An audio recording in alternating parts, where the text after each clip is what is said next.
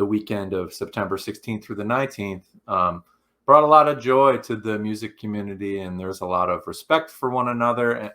But just a glance at the poster, 3 bands is maybe 3% of easily. the amount of, I mean, because if you're talking about a 4-day festival, because they did like a pre-party with Morrissey, Alkaline Trio, and Patti Smith, and I don't know this other handful of artists, but it sounded like there was a pretty wicked Thursday night pre-party. The pre-party was great. Friday night, I missed that, but I know that they had a great lineup for that. The Friday lineup, if you say that's the average amount of acts, that's maybe like 15 to 20 in its own right there. Easily. So, and then you kind of multiply that by 3 days of a full lineup, you get somewhere around 60, 70, maybe 80 bands that played Something over like the that. course of the weekend, ranging from the Patti Smiths, ranging from the Run the Jewels to the No Flaming Effects, Lips, you know, to the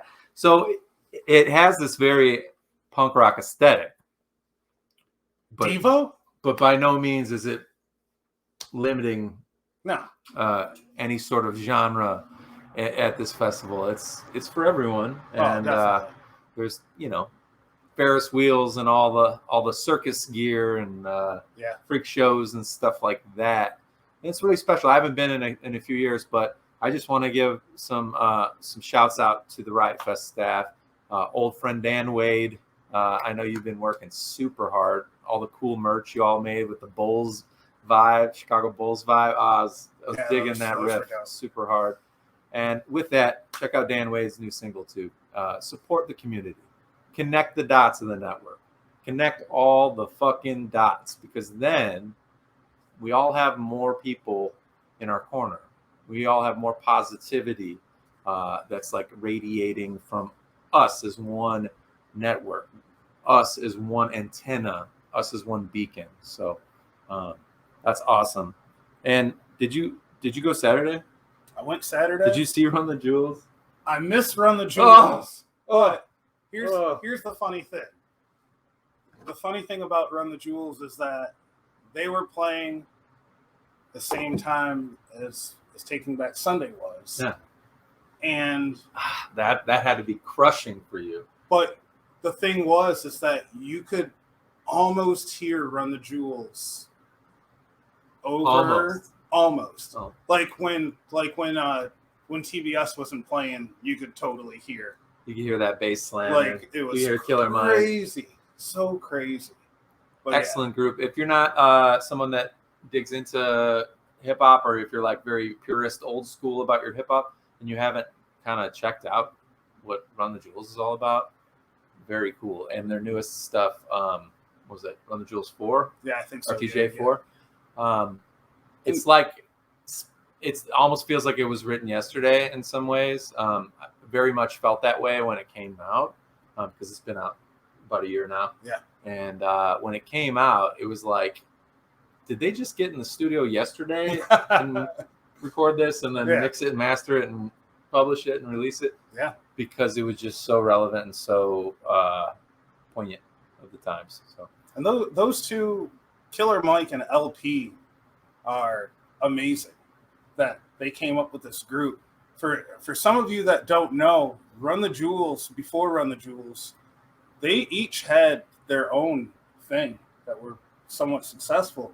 Killer Mike had his thing with the Dungeon Family and Outkast out in Atlanta. Yeah. And then LP, he was part of this old school hip hop crew called Def Jux, Affirmative Jux.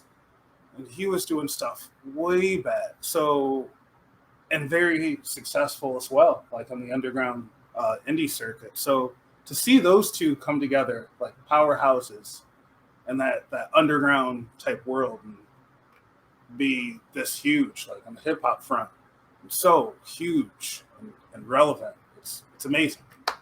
It's dope. So Run the Jewels, shout out. And while we're on that topic, since this show is filmed in Chicago, we are streaming the network, beaming everywhere here from the Third Coast to Chicago. There is a coffee company here in Chicago called Dark Matter Coffee that just released and then sold out special Run the Jewels cans. So you see Killer Mike and LP holding the little, caffeine busting cans, because they're those cans don't mess around. They will, just because they're tiny doesn't mean they won't jack you up all day long. So, if you're sensitive to caffeine, doesn't matter. You can't get those cans if you didn't hop on it right away. But I thought that was pretty cool. That's pretty cool. Because there's all these ways that people intersect and meet in the middle. Coffee meets music. Why? Because it's about community. Or a festival meets a bunch of circus performers, meets a bunch of food.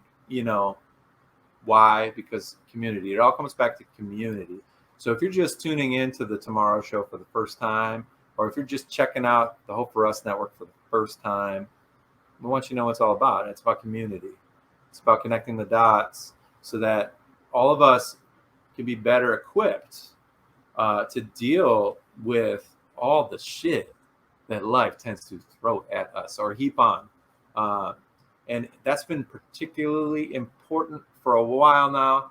But, living in a pandemic or endemic or whatever the hell word they're using now for it, that everything kind of feels like a big stressor. So when we talk about things like AC's birthday, or we're talking about music, and you're thinking why, because it all matters. You all matter. We are, being a science nerd, we are all matter, and it matters. And so when we talk about music, or we talk about things that we love and help us get to tomorrow, all those little things that help us get to tomorrow, they're not little things. We treat them like little things. But this show is all about putting a magnifying glass on that and really appreciating that. So one other Riot Fest question I have. Rancid and Devo. You've mentioned those two bands. Yep. For somebody that maybe is tuning in and are like, oh, Rancid, Devo, I've heard their names. Devo's that Whip It band, or Rancid's that ska band. Could you maybe give us a little deeper tissue on that?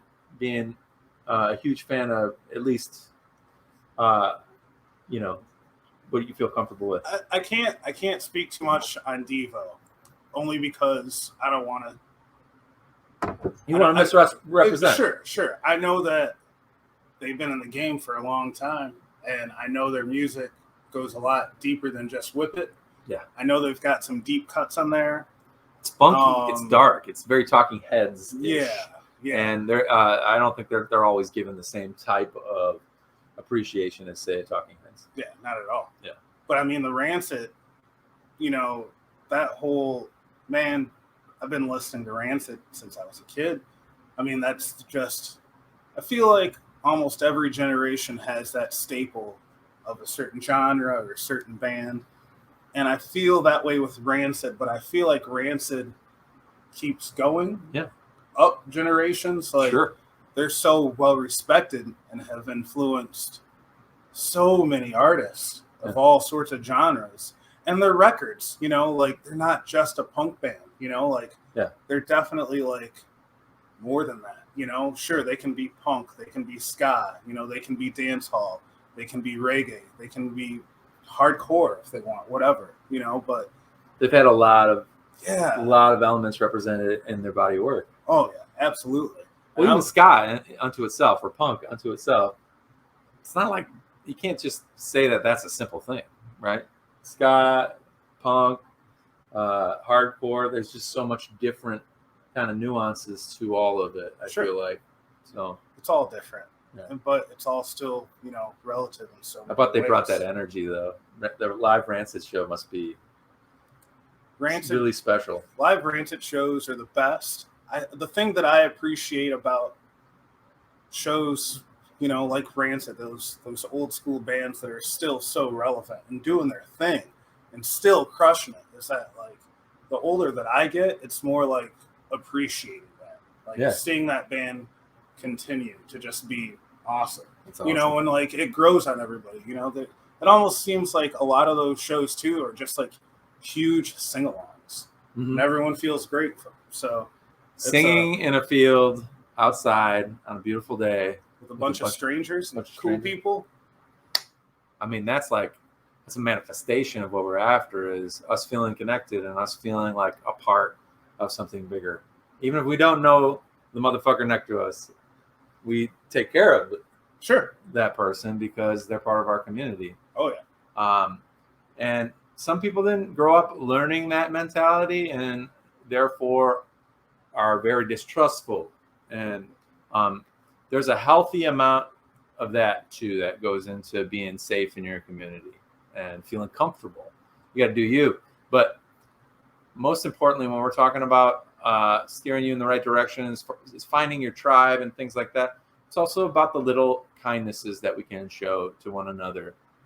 That's why our introductions on this show are really important to us. If you haven't seen the first episode or the second episode, you can watch those broadcasts, which have been archived on the Hope for Us Network Twitch channel. You could even, screen share or, screen record some and share it on your socials, because there's some really good tidbits throughout. But we made a very strong commitment at the very beginning that introductions and making you feel at home here, welcome you into our home, is going to be important to us, because sometimes when we're rushing through the world every single day, we discard these small kindnesses like introductions because maybe there's not time for it. But just being nice to somebody as you're conducting a transaction in a small business, or you're just passing someone on the street, it could be as simple as this. And if you didn't see it, it was too imperceptible, do it again. Just a little of that, or a little smile. Just, you can even wave. It can be silent. And yeah, I'm the weirdo that waves at people sometimes just to be like, hey. And if somebody's like walking for a few more paces, being like, that's weird, that dude just waved at me, I don't think I know him. It doesn't matter. In some way, it made them feel acknowledged, made them feel like they exist and that somebody said what's up. And you can just never know what is going on in someone's head or what kind of shit they're dealing with that given day or that given moment. So remember that those small kindnesses, they're amazing. And those happen all the time at a live music show. This happen all the time at a festival, because people are kind of thinking of that mentality. This is my community. We're all here to celebrate or to heal or to feel like we're part of something. Let's turn to the left and turn to the right. Let's take care of the people around us. Sure, there's assholes that go to shows and festivals, and most of the time those people are in pain too and are self-destructing. I've been there. I've probably been an asshole to someone in my life for sure. So I'm glad you had a good birthday.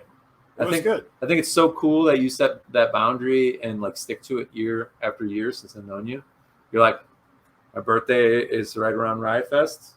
I'm taking off for my birthday until Riot Fest is over. Yeah. And nothing is going to mess with that. Yes. That's my shit. Sometimes you need that. You just need to be like, all right, this is my time.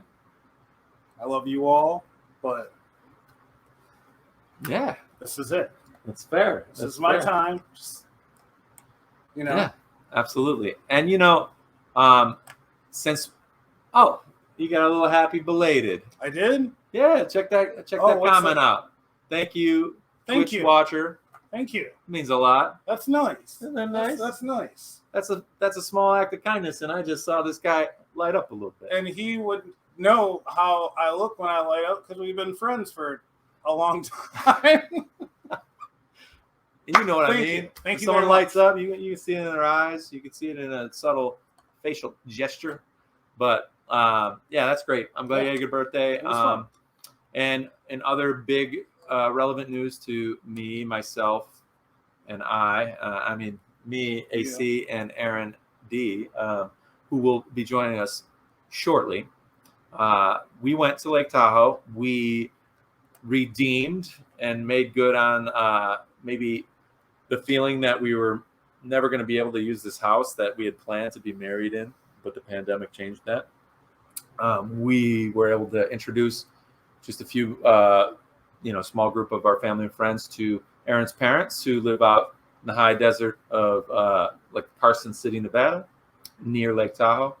We were able to paddle out on the clear, magical, soft sanded bottom of Lake Tahoe. And I think the people that came and took the extra steps to try and make everybody comfortable by taking precautionary COVID tests and all that.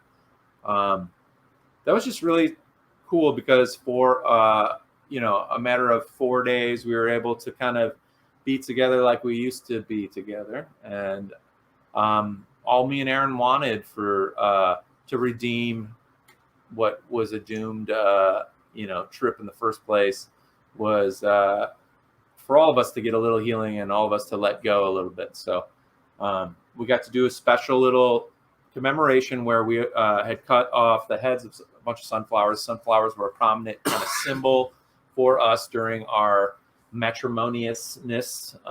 Love flowers, love plants. I mean, that's why she does this segment. Nature is amazing, and so are you.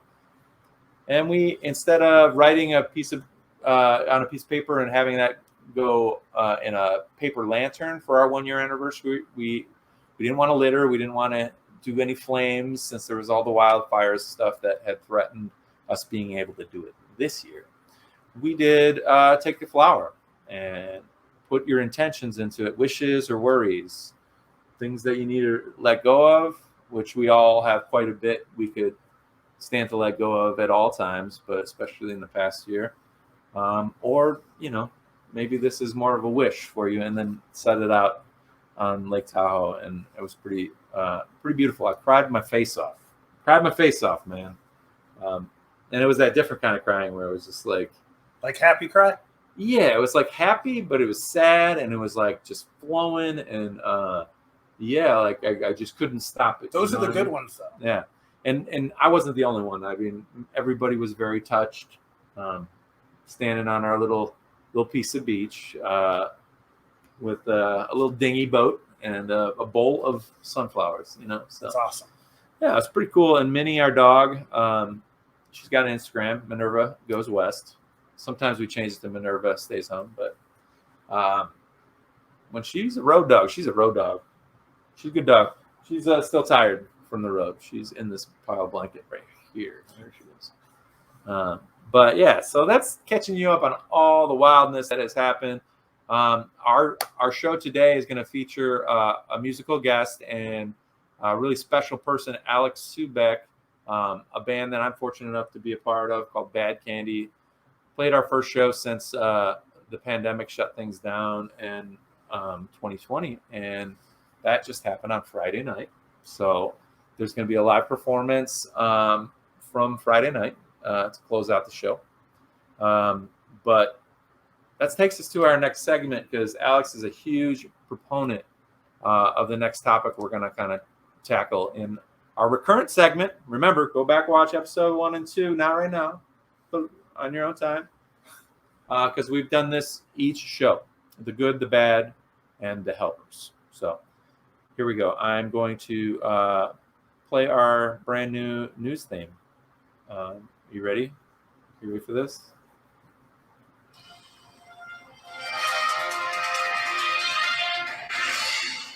The good, the bad, and the helpers, AC. Yep, that's it. This is a segment in which we like to talk about topics of the day. Yeah. So in the past, we've talked about whatever is kind of current. We had talked about Simone Biles. We had talked about Lil Wayne. We had been talking about things that are popping up in popular culture that intersect with mental health conversations, because that's what the Hope for Us network is all about: transforming how we view mental health as a community. And so it's October, AC. Yep. I see you're wearing a purple bandana. Yep. I'm rocking my purple shirt. I just wanted to, first of all, honor all of those individuals that have ever been impacted by domestic violence in communities throughout the world, because October is National Domestic Violence Awareness Month.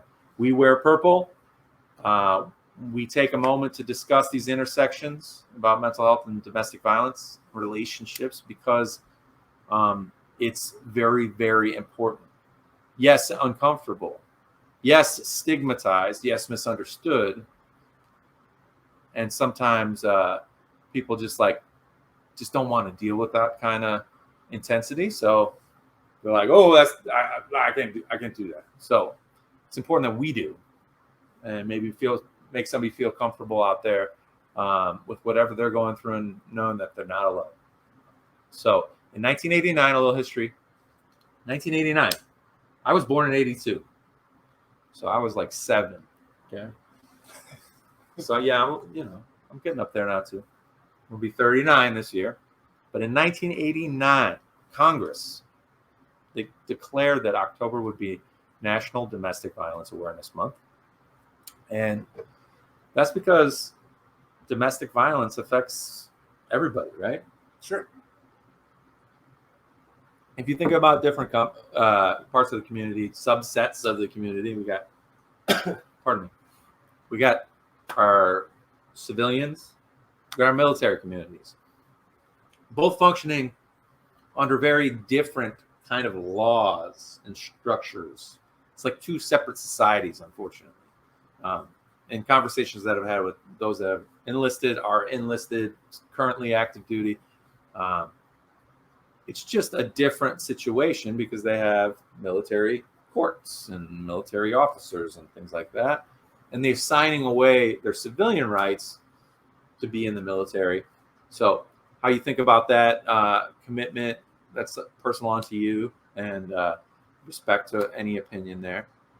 But that all encompasses the good, the bad, and the helpers right there. If somebody decides to enlist to, fight for our government's ambitions, or to potentially help another country in the world, this is the good, this is the bad, and this is the helpers. And domestic violence happens in both civilian communities and military communities to a large degree, unfortunately. So, but it's important that we kind of address the fact that regardless of age, regardless of your socioeconomic status, regardless of your sexual orientation or gender identity, your race, your creed, your nationality, domestic violence affects every subset you possibly think of, just as suicide and mental health challenges do.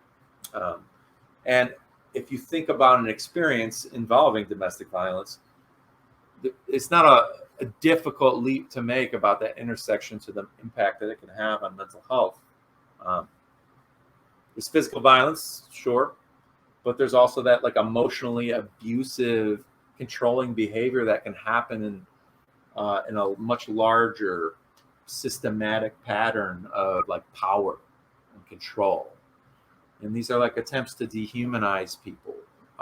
So let's just talk a little bit about relationship experience from our perspective for a moment, for the good and the bad and the helpers. AC, I've known you a long time. I've been in some really great relationships, healthy Sure. ones, like the one I've been lucky enough to, marriage, all that with Erin. Yep. But I've been in some shitty ones. You know that too. Yep. You know that I've been in relationships where it was not healthy for me, maybe not healthy for the other partner in that situation. How about you? You ever? I mean, I'm not going to speak for you in your relationship. Kind of. Do you feel comfortable kind of mentioning your relationships? Have any of them felt unhealthy? Sure. Absolutely. Have you ever felt that pattern of kind of abusive, controlling choices? You don't have to get into specifics, but have you been in that place where you feel wait a minute, am I crazy? Oh, absolutely. I felt that way. Oh, sure. In past relationships, which is unfortunate because then you start to second guess everything that you're doing, even outside it perpetuates of that. itself, Sure. kind of. even outside, I feel outside of that relationship, it'll start bleeding into your work life sometimes, or your other personal friendships with your friends. Mhm. May it be bandmates or friends in general or whatever. It can even affect how you are to just everyday people. When you're grocery shopping, walking down the street, somebody bumps you in a restaurant or a bar, like you might lash out at that stranger because of whatever that other person had put you through or done to you. So, Yeah. sure, I can understand that. That's a really You good know? point you make. Like, because I know that people that are that have kind of shared their experiences, lived experiences as it relates to domestic violence, makes them very on edge. Yeah. When they're out and about in the community, yeah, they might like be flinching if somebody says, "Excuse me, miss." It's like, they're ready to run, or because that fight or flight is kind of prevalent and constant because of the relationship they're going home to, or have momentarily kind of stepped out of, but know they have to go back to. So, yeah, that's a good point, because it can start that way with some very subtle kind of gaslighting, in which many times people can manipulate your feelings and like kind of work you up. There's people that are very good at it. There's people that do it as a way to control a situation, control a person. Oh yeah, good point. It is easy to start seeing your abuser in strangers' projection life. Concurring with what AC had said, because it does dehumanize individuals when they're in these situations where they're either being emotionally abused or there's physical violence, intimidation, and we sit in a place of privileges as cis heterosexual men to be able to talk about it on that emotional abuse level. Men do experience domestic violence as well, but I would say statistically to a lesser degree. And there is individuals that, if you think about in experiences you might have had in unhealthy relationships where people have made you feel like you're questioning your own sanity because of ways they're kind of twisting your words, or ways they're trying to change you, or ways they're trying to control you. You can't hang out with that person, or things of that nature. You could imagine just the amplification that takes place when there is physical violence in a home setting with your domestic partner. It can be, someone who's married, or it could be a very fresh relationship that just kind of has this intensity, right? Just like kind of on another note on domestic violence, it can result in physical injury, for one, right? Someone can get physically hurt, hurt their wrist, whatever, get visible indications of the pain that they're experiencing. But most importantly, the invisible stuff, the psychological trauma that can come with it. Psychological trauma is the tricky stuff, the stuff that's stigmatized, the stuff that prevents people from asking for help because they're worried that people are going to make judgments about them allowing these types of things to happen to them. That is the hairiness of domestic violence. People feel so trapped and so judged that they don't even want to say, you know what? This guy's beating the shit out of me, or this woman is emotionally abusing the hell out of me, and I just can't talk to anybody about it because they're going to think I'm a weak person, or that I am easily manipulated, or I'm a pushover, or that I don't have respect for myself. And that is very complex. That is the same type of element that's in play when people don't feel like they can talk about suicidal thoughts that they may be experiencing, or self-harm they may be engaging, or substance use that is maybe getting a little out of hand, or a bit too much like a crutch. And it's important when we take the opportunity to honor these larger kind of focuses like Domestic Violence Awareness Month. We take this opportunity to kind of validate the experiences, the devastating consequences across generations. Because that stuff, when it happens in a home situation and there's kids involved, or there's other siblings or family members that are involved in some way that also experience psychological trauma. Sorry, can't talk. That's relevant too. Generational trauma can be bred and perpetuated through things like domestic violence. So in October, if you didn't know, from this year and every year forward, make sure you support some causes. Make sure you share some resources, which we're going to do to wrap up this segment. But make sure you also are conscious of it all year round. Because if you have never experienced it, or you never interacted with an individual that has gone through some type of domestic violence or intimate partner abuse, well, that doesn't mean you don't know someone. It might just mean that they don't feel comfortable. They feel the excruciating pressure of the stigmas that exist in our society about domestic violence, mental health challenges, and other things, that they just are going to try their best to keep it together until they can't. We want to close that gap that concealment culture creates. The Hope for Us Network, that's our mission, is to transform how we address mental health in our communities and close that gap that concealment culture creates, so that rather than somebody suffering in silence for a really long time due to domestic violence, or due to suicidal thoughts, or due to substance use, and struggling until they reach a crisis, we want people to be able to, hey, I'm having a hard time, close that gap, so that we can respond just like we do with our sniffles, and when I got a bad back, or I sprained my ankle skating, right? Yeah. So just really important that we share some resources with you all right now. So I'm going to come a little close so I can read the information properly. But network, if you can help us out a little bit with the following resources. Remember, if you know, or you or someone you know needs help, please contact the National Domestic Violence Hotline. You can visit hotline.org. There's a chat feature that's available. You can call 800-799-SAFE. That's 800-799-SAFE, or you can call toll-free 1-800-787-3224. There's also a text option where you can text START, that's START, to 88788.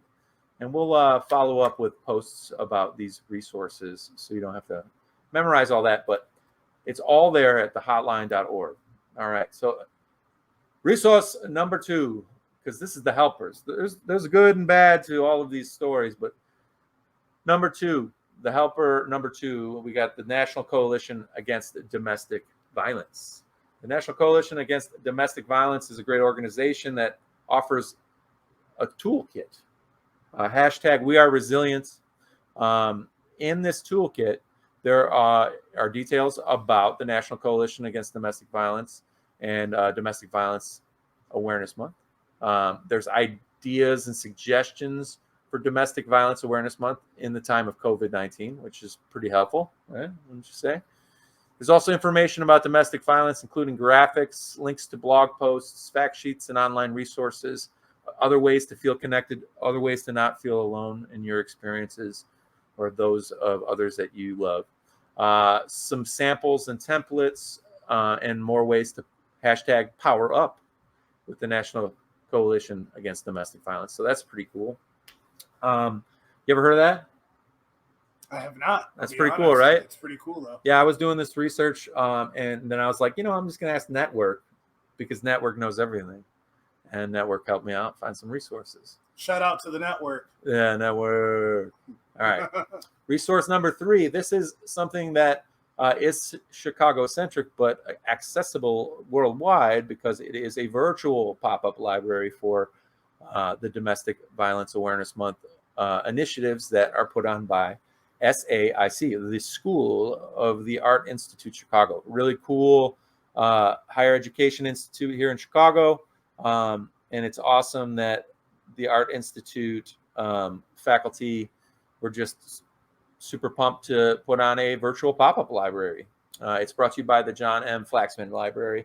You can explore works that examine the myriad issues that address ending interpersonal violence. So that's kind of cool because you can kind of address it from a different angle if this is more to your kind of preference or your taste.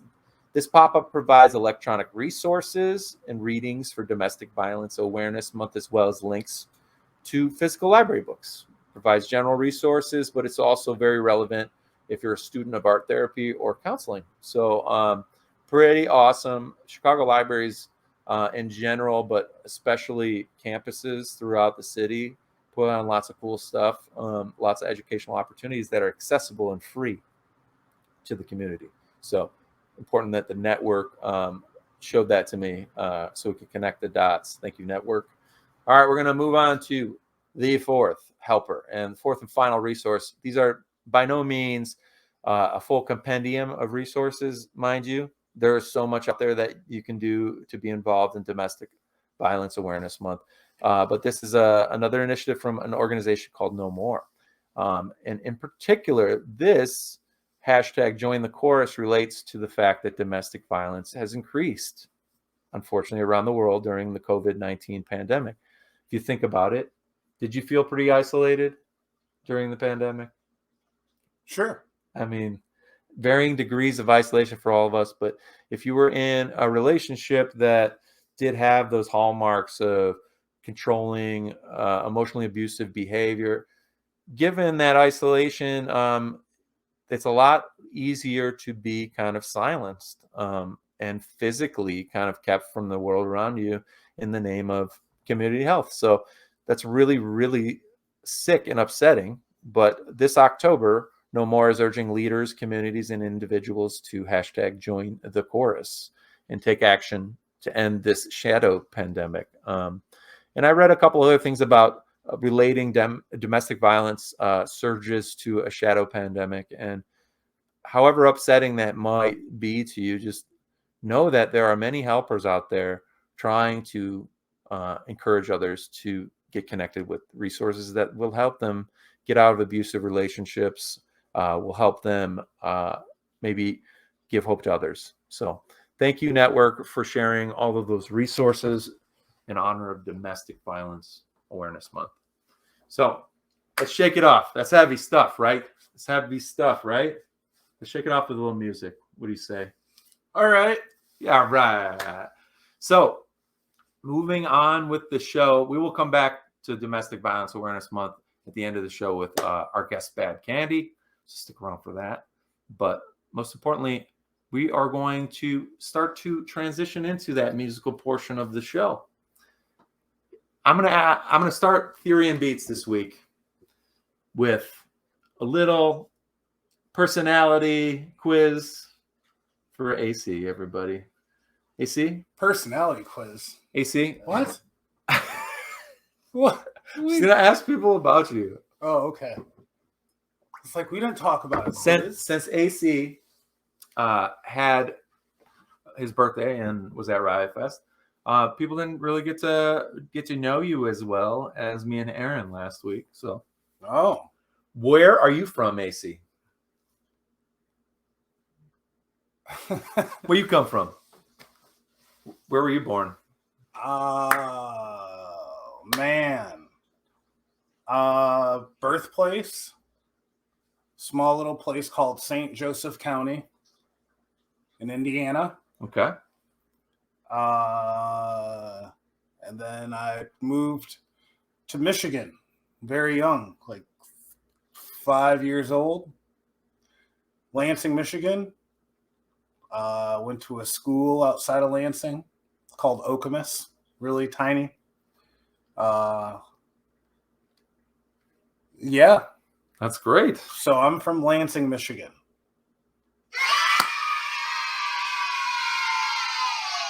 That's so creepily awesome that I'm kind of into it. No, I'm from Lansing. Oh, snap. You're wearing a Lansing shirt. Lansing cuddles harder. Yeah, I've gotten really, really nice hugs in Lansing. Dave Smith, shout out. Mason's Case and all the love there in Lansing. So Yeah. that's awesome. Okay, second question. What did you want to be when you grew up when you were little?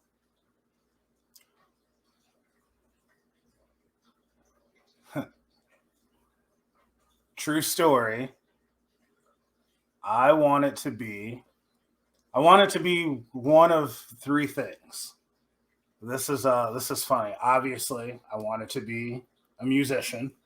Obviously. The second was I wanted to be a lawyer. Oh yeah. And I actually kind of went to school for a little while. Did you want to be a lawyer for any particular reason? Did you want to did you like LA law or like I was or were you like ready to I was good at arguing. Okay. And kind of winning. Yeah. And you're like, that's what law is, right? Yeah. And there's a little bit more to it, sure. You know. I wanted to do that until actually my last professor or whatever I had. Long story short, I missed a final exam because I was on tour. I came back after tour to take the exam, and she was like, sorry, maybe school just isn't your thing. No, she totally let me take the final, and I did great. But that was the first teacher that was like, maybe school just isn't for you, and you should just stick to music. Interesting. And I was like, so she wasn't like mean about it? No, she was totally cool. And I still, to this day, like depending on the way that was said, right? I could take some people would be like, oh, that's harsh, you know? Yeah. But to this day, I still have her number. Oh, nice. And her email address. She was like, keep in touch over the years in case you decide you want to go back. But maybe. She was just encouraging your musical aspiration. And I was like, all right. That's cool. The third thing, and I'm glad this never panned out. I forget what it's called, but I want it to be a snake person. A snake person? Someone that has snakes and like you take them to cares for snakes. Just cares for snakes, or like takes them to school assemblies and stuff like that? That too. Okay. All that. Like you would have been like the Snake King, not Something Tiger like King, that. but you would have been a Snake King. Like you would have a ton of snakes. A ton of snakes. Do you have a snake? No. Have you ever had a snake? No. Have you ever held a snake? A couple times. And is it something that gives you the willies at all? Or yes. Yeah. Snakes are creepy and they're weird and evil. And the reason why this is why I wanted to be a snake person. I figured, and this was at a really young age, like 7 or 8. I was young. And I was like, you know what? I should just do this for a living because it's like I'm confronting my fear. Oh, okay. So I'm going to confront my fear and do this for a living. And I'm glad I did not stick with that because, for real, snakes they're creepy. I'm sorry. If you have one, no disrespect to you, but they freak me out. I'll tell you about snakes. You know, some of them can kill you. Snakes and Mike V. Snakes. A short story. Snakes and Mike V. Well, so I used to be really scared of snakes, man. Sure. Really scared.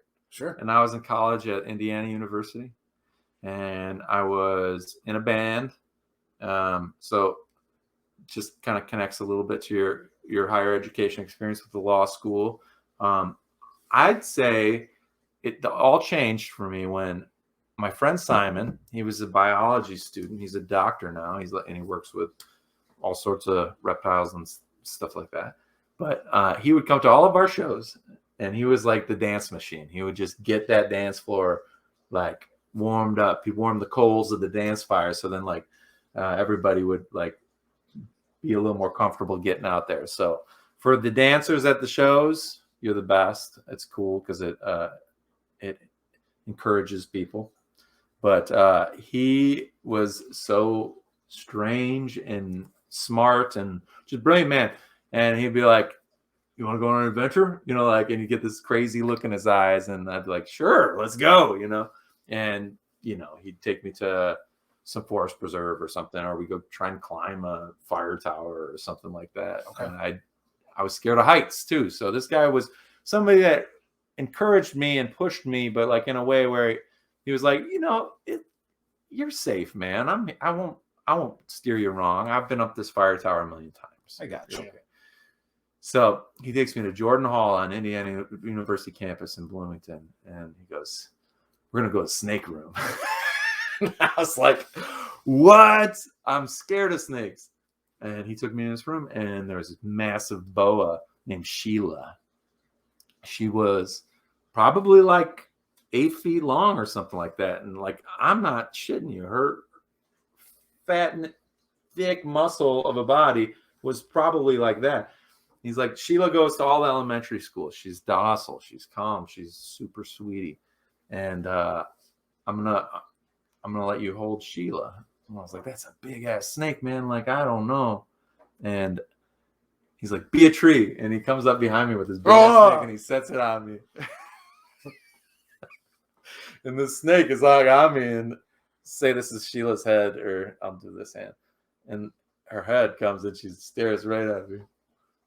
And she's like staring, and she's sniffing the air with her tongue. Nope. I was like, holy shit, this thing's gonna like just bite my face or something, you know? Nah, son.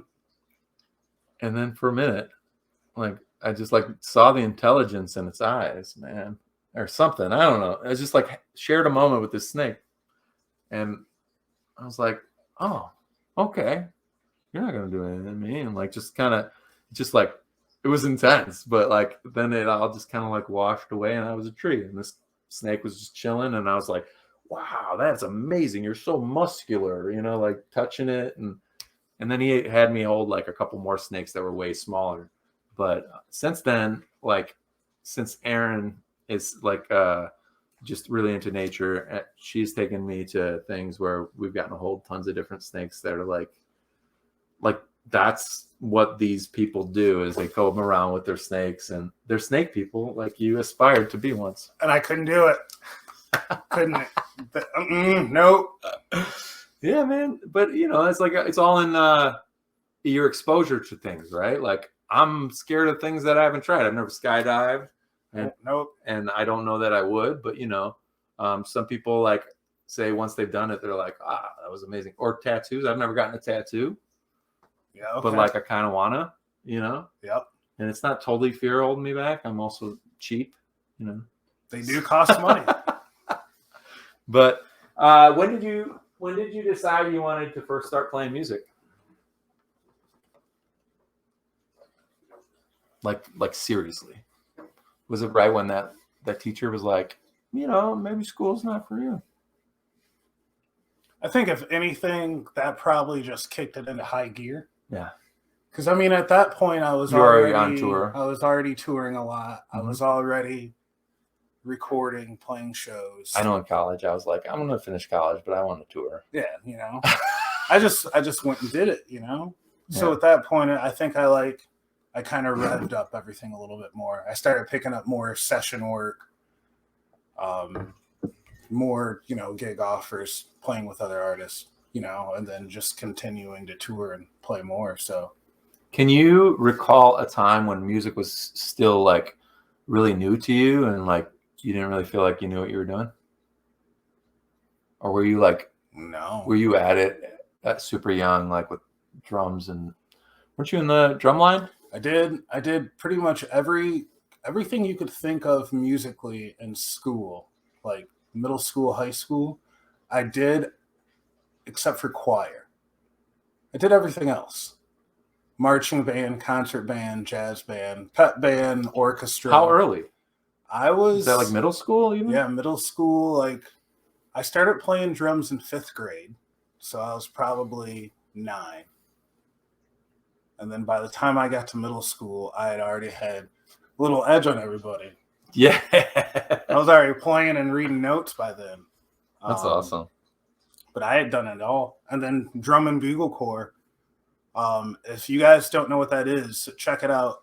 Drum and Bugle Corps International. It's amazing. Every year, I think they're still doing it. But pretty much what it is it's like marching band, but it's way cooler. And there's no woodwinds. And it's intense. It's an entire summer. Very intense. And no woodwinds allowed. No woodwinds allowed. No bassoons, saxophones, or flutes, which are still cool. Just bugles. But yeah, I did that for like 2 years. I marched with the Drum and Bugle Corps, and it's amazing. You meet other people, and you're young too. That's the best part. You got to be athletic to move around doing what is already an athletic task, playing the drums. Playing music. Yeah. It's crazy, but it's awesome. Would you say that your rock and roll moves, like when you're playing bass, were it all like helped honed by your drum and bugle corps? Like the performance of a drum and bugle corps, did that hone your skills, or like I think turn you into a wild man on stage? I think what turns me into a wild man on stage is knowing your music. You know, like if you know your if you know your music, everything else is second nature. Sure. You know, so, and that just helps me get into the music more. Maybe that's why, whether I'm playing bass or drums, I can go a little crazy. It's definitely fun to watch. That's awesome. I can remember a time when I didn't really know how to play guitar very well. I could even remember a time before I even picked it up when I was playing piano, because my mom wanted me to play piano. It wasn't because I was like, "Hey, Mom, I want to play piano." And it was like, my mom thinks you should. Some parents believe, and with good reason, that a kid should learn an instrument. Piano was my first instrument. Piano is a good instrument to learn on. Not only is the machine itself a very complicated, beautiful engineering feat, because really, when you think about a piano key, it is a button that triggers a hammer that hits a string perfectly every time. So if you hit that key, if you hit a C on your piano, and the piano is in tune, granted, and fully functioning, it will sound the same every time you hit it, with the exception of the dynamic volume or whatever. On this instrument, a fretted instrument, this is a ukulele, but any fretted instrument, guitar, bass, oud, cello, violin, you name it. When you want to play a C, note, it requires two hands working together, and these strings need to vibrate, so you can't like accidentally rest your hand on it so it stops the vibration. There's a lot more to it, a lot more human error. You can miss the string. You could, you can kind of like flub it, where you get like you get these little different qualities of your notes. So piano is a great beginner instrument in that it's like you have a button, you press, and it makes the note. And then you can start to construct ideas about music in general with just starting with the key of C, which is all white keys. Yep. And then you have all those black keys are your sharps and flats that you can incorporate later. But I kind of wish that I would stuck with piano a little bit. Like, how cool would it be, since I started like when I was 6, if I still had like practiced and been disciplined about piano? That's 10 fingers that you can use to make noises. And piano players make the most beautiful sounds ever. It's true. And man, as much as I wish I would have stuck with it, even though I didn't, I'm glad that was my first instrument. Mm-hmm. You learn so much from piano, as far as notes, timing, theory, even down to chords, rhythm. It all plays into everything. Yeah. And especially if you can read music as well when you're learning to play piano, it transcends into everything else. It's like reading a book. When you start learning, you're kind of slow about it. You're like, that's an F. That's an A. I'll go F, A, F, A, F, A. When you're reading a book, you're sounding out the words. Shit. Wait, what? And the more you read, the smoother it becomes. And chitty, chitty, bang, bang, you can read really easily. Is that where you were going with that? No. I don't know. But the point is, reading music, if you start when you're young, I can still read music because I started when I was young. Can I do it quickly? No, because I don't sight read ever. I don't practice it. I don't use that muscle. So it's kind of atrophied, for lack of a better word. But yeah, like I can sit there and label notes if you give me a little minute, and then transfer it to what I know about guitar, because I don't really think about guitar. And you're really good. I don't really think about it like that. You know, I don't think about it about notes on a staff, and a lot of people don't. But there are, you know, there's a half of a population that does think of instruments and what they're playing in that, you know, kind of musical score, kind of compositional space.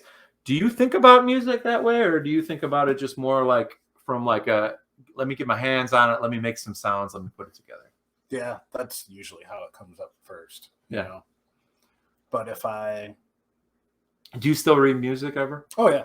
I can still read music. I mean, of course, not like I could in my younger days, but I can still read music, you know, and if I needed to, you know, if I made a beat and I had the thought of maybe adding strings to it and I wanted live strings, I could definitely either send the track over to somebody and be like, go ahead and write to it, or I could actually write out the notes and sheet music and be like, hey, this is kind of what I'm thinking in my head. Here's the notes, you know, that I wrote. Play around with it, see if, you know, you can make that work. So can flip it, go either way when it comes with it. Safety words, you know? Yeah.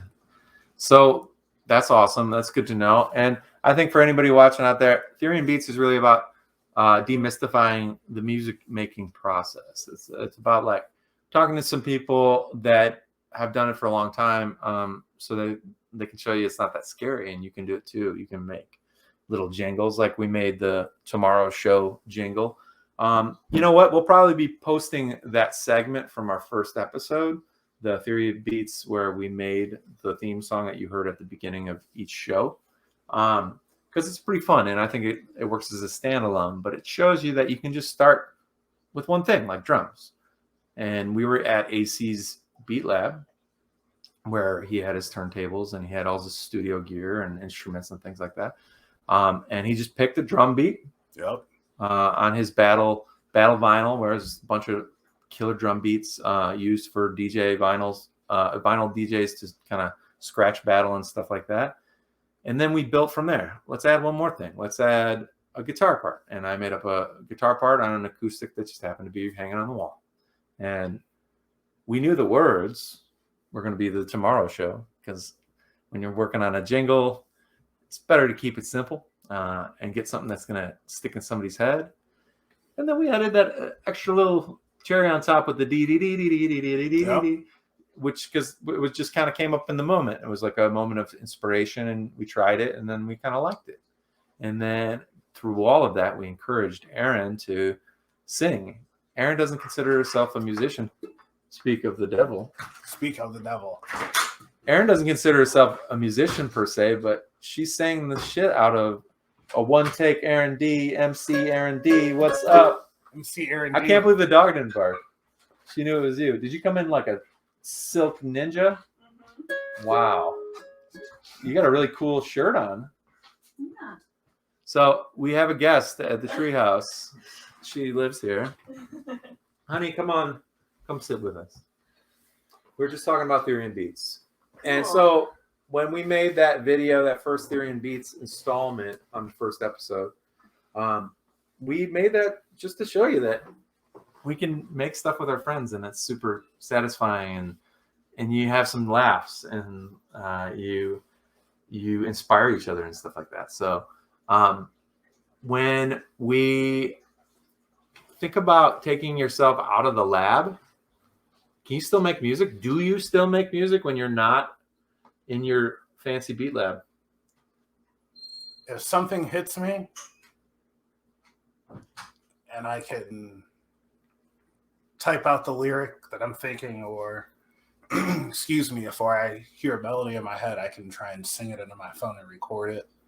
Sometimes I can pull up, you know, I have a couple drum machines on my phone. You know, if I have an idea for a beat, sometimes maybe I'll just, if I'm in the right spot, maybe I can program it. You know? Nice. So you got any beats on your phone? I got one.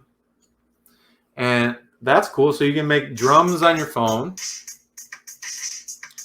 Yeah. Oh, yeah. Crank that up and move it close to the mic. I don't know if anybody can Oh yeah. Oh, that could be good. But yeah, and I made Can you hear it, Network? Can you hear it? I think Network can hear it. And I Network can hear everything, though. And I mean, that was as simple as just goofing around. I made that in a minute while we were waiting to go live. That's right. That's right. And Just goofing around. and if you put that beat up to the microphone again, and I could just think of like a chord I like on this ukulele. It sounds kind of like dark, and I could like think about how I want to place it in there.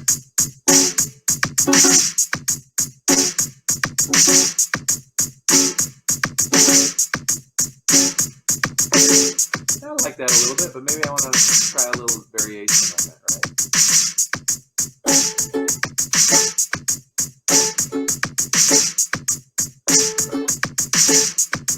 Is that better? It's pretty cool. Maybe it just needs to be just like a very simple. Maybe. Sure. That's pretty simple. Nothing too flashy. Kind of makes you be like, okay, cool. This would be the music I would listen to prepare myself to go grocery shopping. Grocery shopping. Thinking about avocados, And bananas. lots of bananas. They're affordable. So affordable, and they come in the dozen. Potassium. Better eat your bananas, get your potassium. That could be a jingle for a vitamin supplement or bananas themselves. Chiquita. Or what if you did Get at us, Chiquita. apples and oranges, apples and oranges, apples and oranges, apples and oranges, apples and oranges, apples and oranges, apples and oranges. That's it. Write a song about apples and oranges. Play it for all the kids in elementary school. You could really record and release a whole record of produce themed songs. Apples and oranges. Sell to the grocers of the world. Yes. You could do that. All kidding aside, you take a beat like that, you make something up that's about apples and oranges initially. Does it stay apples and oranges? No, we can make it whatever we want. That could be the word. Could title. that could be like a placeholder Sure. for the syllables that you want and stuff? Have you ever done that with a song when you're writing it? Absolutely. Where you like just put gibberish in there? Yep. Total gibberish? Total gibberish. Do you have any examples of gibberish you may have had on a song before? Yes, but Okay. not that I'm going to. Not that you're going to share? Okay. It's good to do that though. Yeah. Have you ever heard the Beatles? Have you ever heard Yesterday, written by Paul McCartney? Yeah. Now, I got a pop quiz. Beatles history pop quiz. Took a semester course in Beatles history at the university. What gibberish lyric was the placeholder for what would become a massive, massive song, Yesterday, written by Paul McCartney? I'm gonna give the Twitch community first dibs. Can you tell us? Hold your answers. But Twitch, definitely chat them. If you know the placeholder words instead of Yesterday. Meow. It's close. Or maybe that was for the cat. That might See, now I don't know. I'm trying to play the song in my head. You can't use Google. No, I'm not. You can't look on Google. Oh, are you going to chat? No, I was just wondering what's the lyric now? Can you tell us what the lyric now is? Yesterday, all my troubles seem so far away. That song, that Beatles song. Yeah, but what's the So word? he woke up in the middle of the night with this melody in his head, and he dreamed it, and then he went and plunked out the melody, but he couldn't write words yet because it was the middle of the night, and he was all foggy brain. So it's two words that I'm looking for here. And I can give a hint. I think perhaps eating pie. I ate all my pie the other day. That's from the network. You know what? Maybe I'm wrong. Now I'm second guessing myself because the network knows everything. I'm just super confused because Eating I'm playing. pie. Eating pie all the days of my life. Or whatever the network said. Any other guesses? I'll give a hint. It is edible. It is a food, which ties into our produce discussion, our produce-themed children's album. He definitely wasn't talking about bananas. It sounds like yesterday. It's the same cadence, yesterday, but it's food. 2 words. Food, 2 words. That's your hint. Twitch. 2 words. Anybody know? Hot dog? Well, hot dog is... That's 2 words. It's a food. It's a compound word, though, isn't it? Hot dog? Yeah. But it's gotta Banana be pie? It's gotta be yesterday. Banana pie. That's pretty close. You got the cadence. Should I give the answer? Hey, Dex, how's it going? We are guessing right now the Beatles song Yesterday. Yesterday, all my troubles seem so far away. For this segment of Theory and Beats, I'm just doing a pop quiz. If anybody knows the gibberish lyrics that were the placeholder for yesterday, it's a food and it's 2 words. Same cadence. Yesterday. Potato cakes? Potato cakes. That sounds right on the money. Mini wheats? Potato cakes is actually the closest thing so far. That's the only thing. But yesterday, potato Pizza cakes. pie. I'm so confused. And I'm playing the song in my head, trying to... Great song. It's a great song. Guess what it would be. And the point of us doing this, lest it be kind of super ridiculous at this point to actually make a point, is that AC and I were talking about making up songs and how you can start with one thing.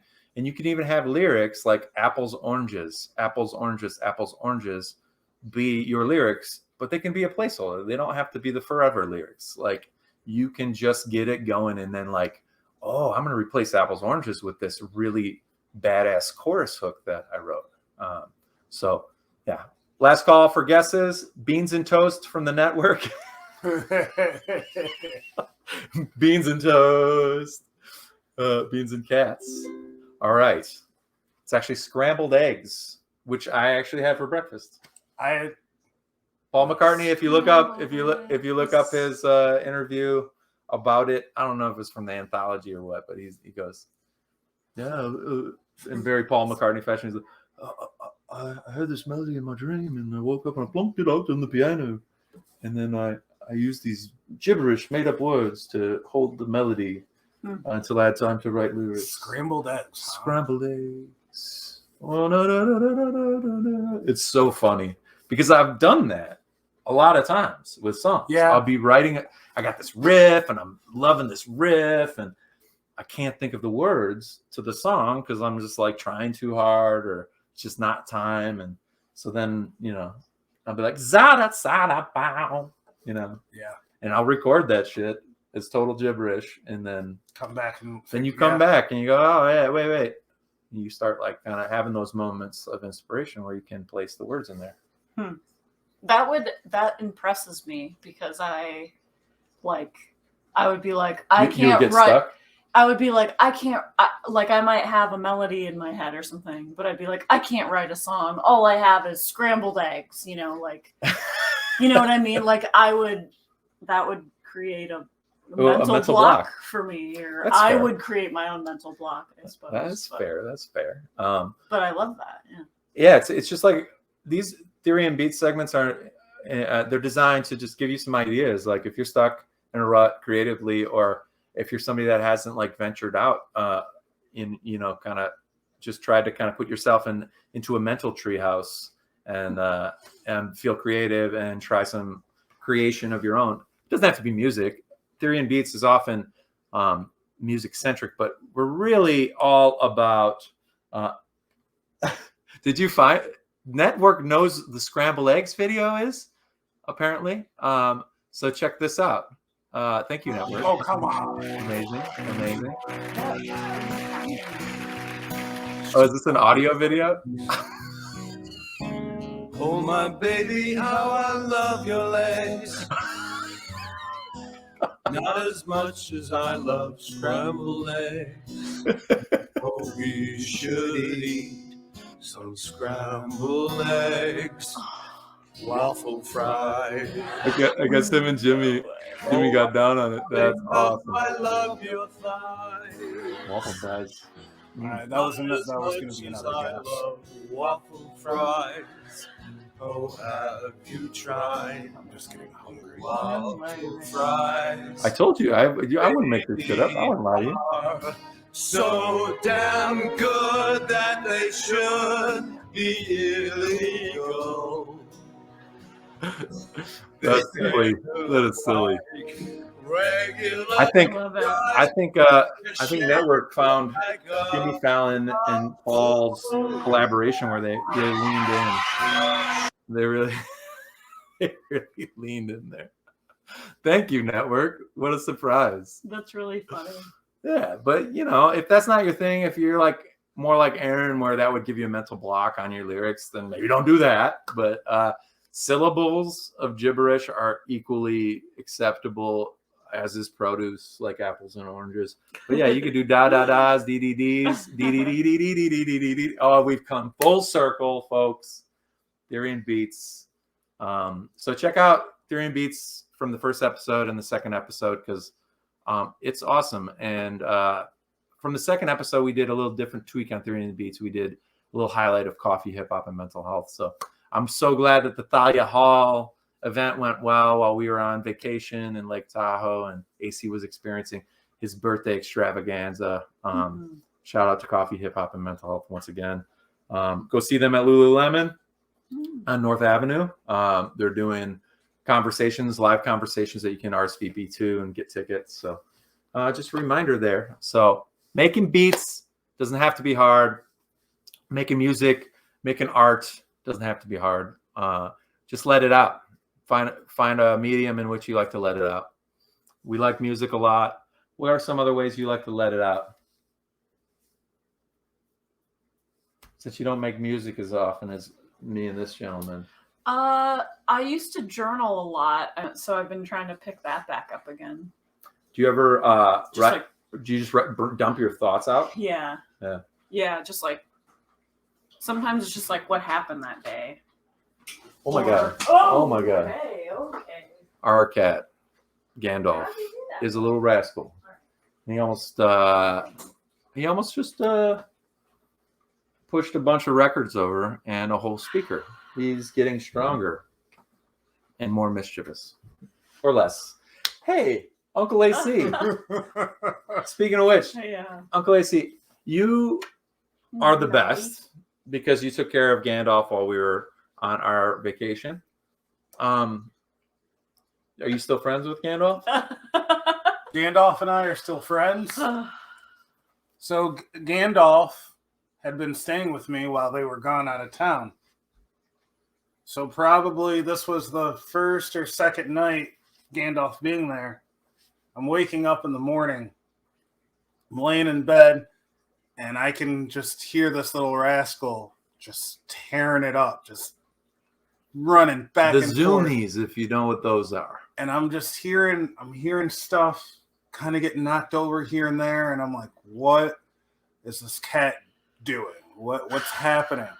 And all of a sudden I hear this loud kaboom, like something loud slammed. And at that point I'm just like, okay, what the fuck did you do? Let's go check this out. And I'm like, what, like, all my guitars are hanging up on my wall. I don't really have any guitars hanging down. My drums are too heavy to be knocked over. Like, what is happening? I open my bedroom door. I step out. I walk into the living room. Gandalf ran behind my entertainment center in his fury of Gandalfness and knocked over my TV, a large TV. It's like, I don't know, 50 plus inches, something ridiculous. Knocked it over.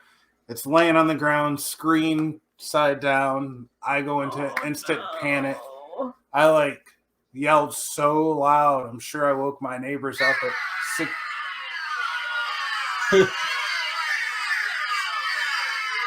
Scary. Sure, I woke the neighbors up. But luckily the TV was fine. Oh God. No cracks. Thank God. It was a little Jesus. glitchy for a couple of days. He is strong AF. You are absolutely right about that. But- Oh man. Damn it, Gandalf. Damn it. Oh, I don't like that one. I don't like that one as much. I don't know. That's the TV. I thought it was gonna be this.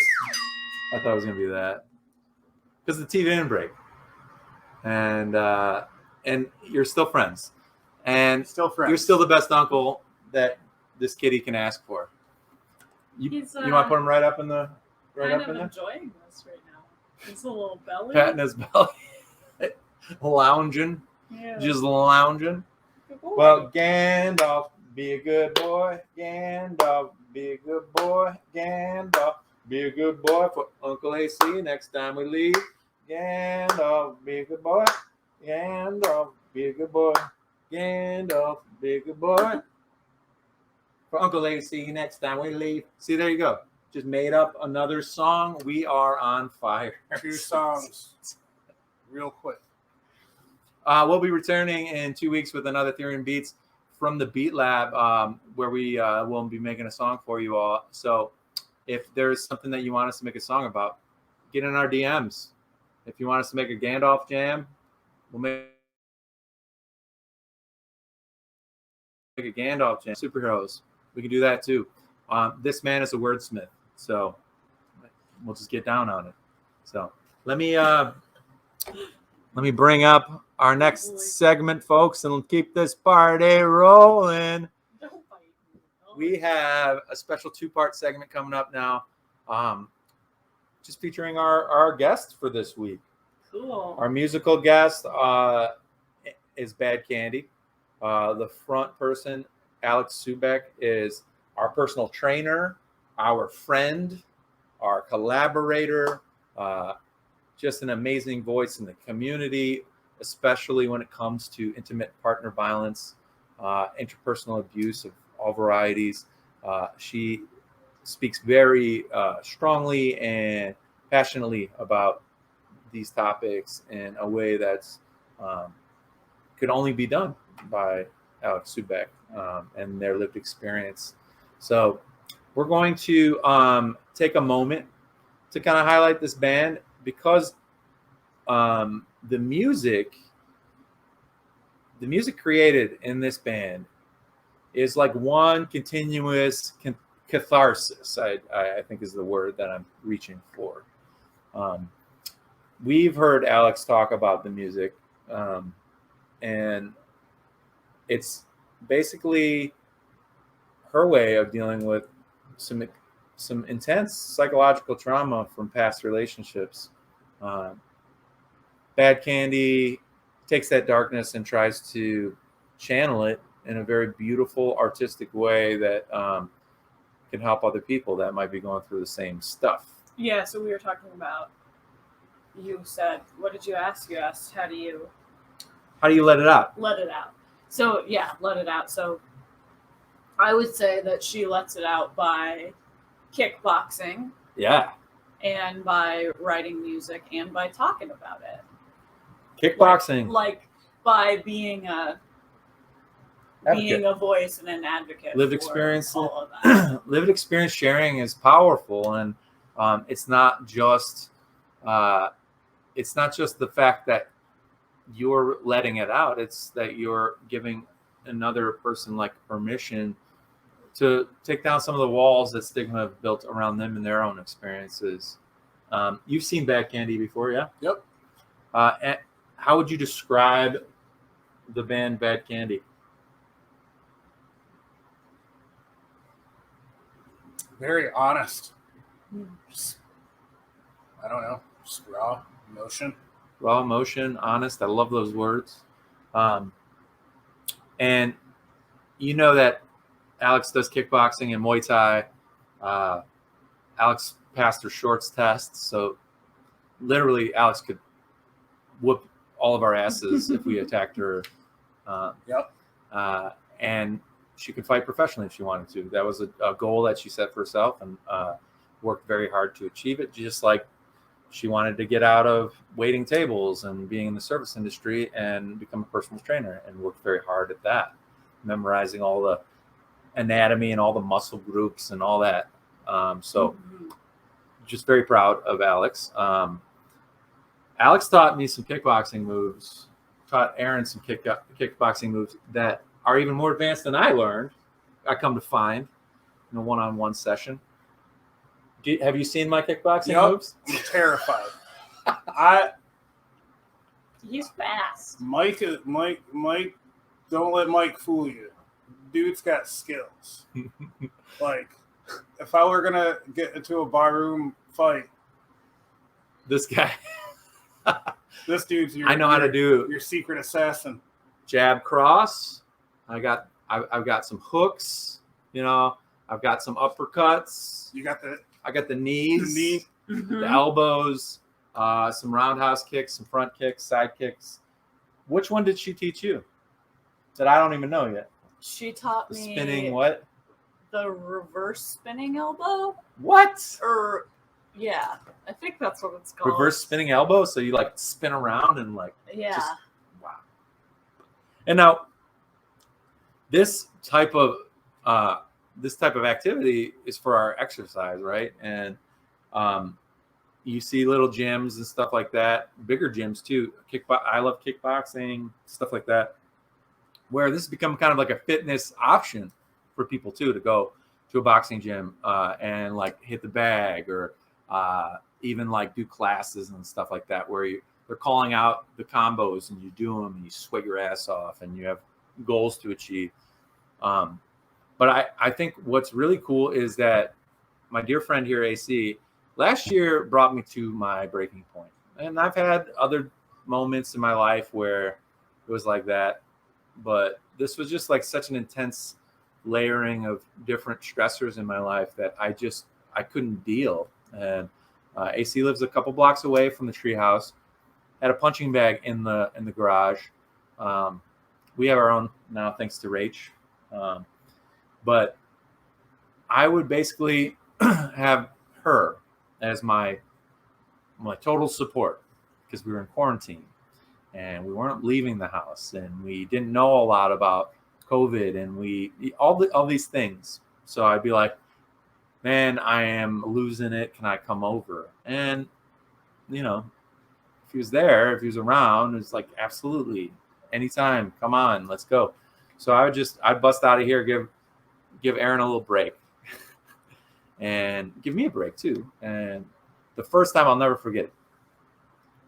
We went into the garage, we opened it up. You good? And I'm like, no, I'm awful and I'm losing it.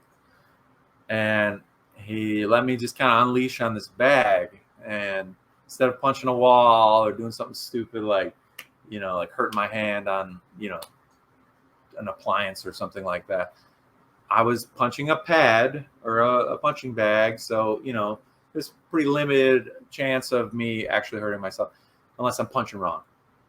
You know, Alex always tells me, keep it straight. You want to hit it straight, right? Don't hurt that wrist.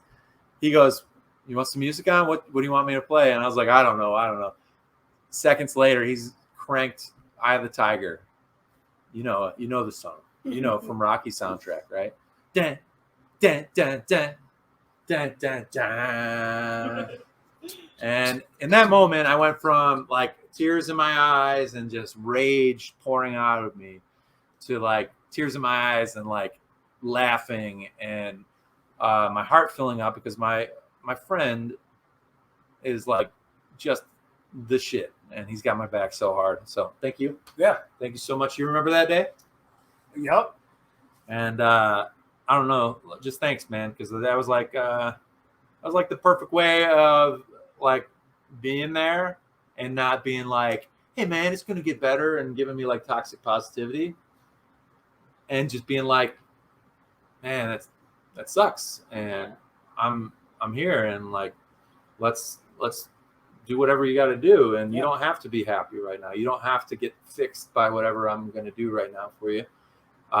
But just like by being yourself and like, you know, throwing some tunes on because music is important to both of us.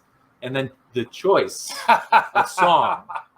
You're such a good DJ that, like, I think it was just like, it's a song that, like, any other time I might have heard and be like, this song is cheesy as hell. But in that moment, it was like just the song that I needed. And so, yeah, like the kickboxing stuff that Alex has taught us and other personal trainer clients that she works with. And like, well, if you, I think that like something that she likes to for her like female clients is that, you know, she likes them to feel empowered. And yeah, it's so the name of her company, right? Yeah. So I Power think Fitness, by the way. I think she Shout out. I think she really like backs that feeling for, you know, women to feel powerful or like or like independent or And she's always strong. been like that. Mhm. As long as I've known her, only as she's worked on her own healing, it's become even more. It's like the beam of light has gotten stronger and wider and more sure of herself, and it's just great to see your friends growing and feeling good about it, and ticking off goals. Amazing dancer too. So if we had Alex here today for an interview, which we will in the future, like I would ask if her dancing experience and laboratory dancers and all the modern dance and ballet and stuff that she did very seriously coming up, and the kickboxing, Muay Thai stuff, if she knows anything about Brazilian dance fighting or the art of capoeira. You ever heard of that stuff? You ever seen that stuff? It's like they're like doing these combinations and kicks and stuff like that, but they're not actually hitting each other. Okay. Brazilian dance fighting. Okay. I don't really know what I'm talking about, granted, but it's pretty cool. And I bet if she hasn't done it, like she's at least aware of it, because like some of the laboratory dancer stuff where their bodies are just moving all crazy because it's like modern dance. Like it looks like that combination would definitely lend itself to Brazilian dance fighting. Mm-hmm. But what we're gonna do now is like highlight the band and the progression of the band pre-pandemic, because Bad Candy, we were recording our debut releases at Electrical Audio here in Chicago, a very storied recording studio, and we were super pumped about debut singles that were released at Burlington on February 14th, Valentine's Day of 2020. We did St. Valentine's Day Massacre, and we had our own Bloodsuckers, Bad Candy Bloodsuckers, made by our friend and very talented chef. Weird. Alexa just thought I was calling Alexa. Anyway, we had a very successful single release party. Double A side, Watch Me Burn, Dare You. We're on Spotify. And we had all this momentum and a really, really great show.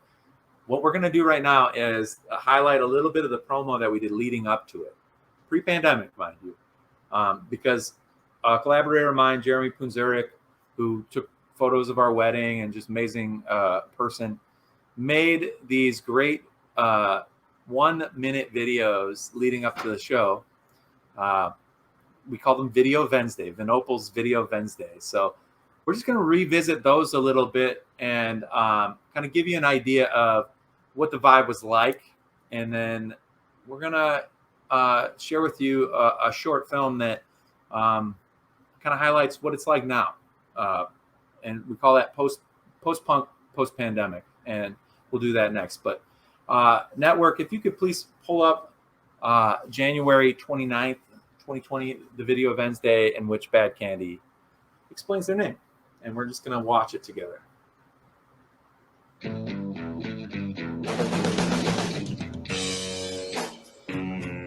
Network, is the volume up all the way? I might have my volume down. My name's Mike Vinopal, like guitar and Bad Candy.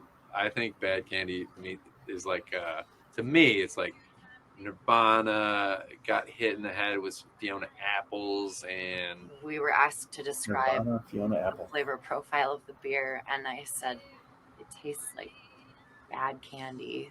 Well, hot damn! This one's called prunes and custard. it's very natural, raw, powerful, powerful. It means a lot to us. We are releasing the single on Valentine's Day this year, which is also my half birthday, incidentally. In case you wanted to bake me half a cake, What which a is a weirdo. traditional thing that people do on Valentine's Day. They So bake me that's- half a cake, but no more than that. So that's some footage from the studio, and you get a little taste of who Alex and Todd and Matt are, and like the silly like lightness of it all. We were very goofy with one another. So let's move on to the February 5th, 2020 Video Wednesday.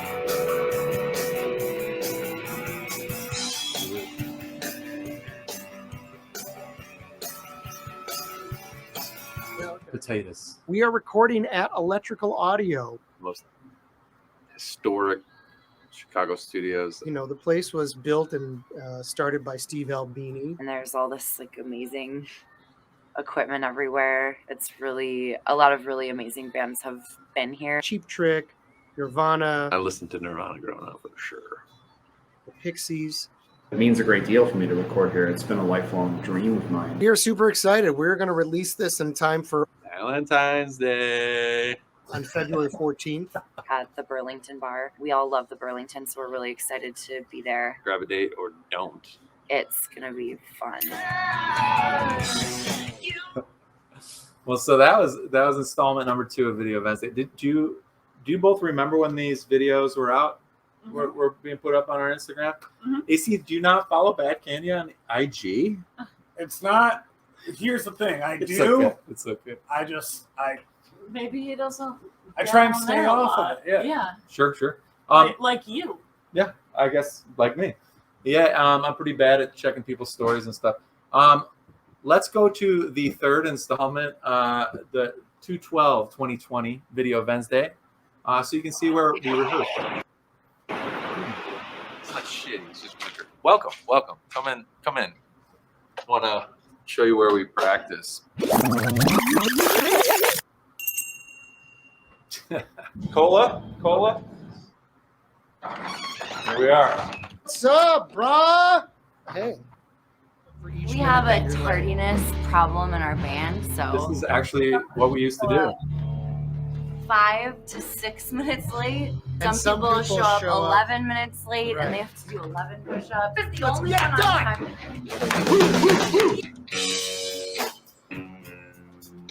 You guys do that for your rehearsals? We haven't done that recently, but in the beginning, pretty effective way to keep people Told you 2 times before. on time.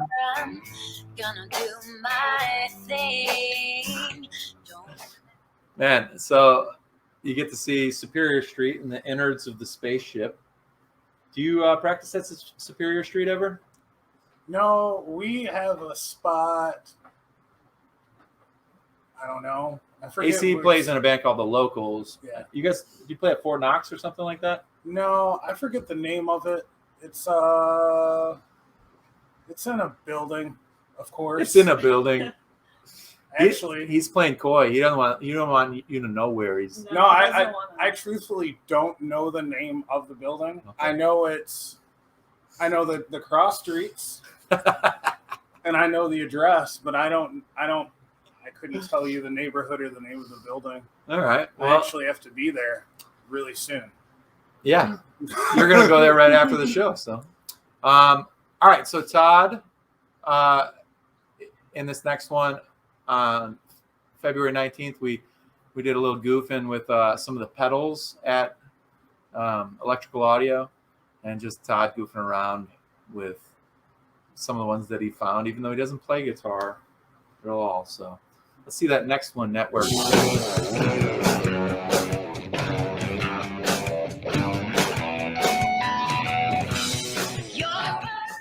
Well, I've known Todd since 2007. Let's take a look at some of these pedals. It's really cool to be here because there's all this like amazing equipment everywhere. From Russia.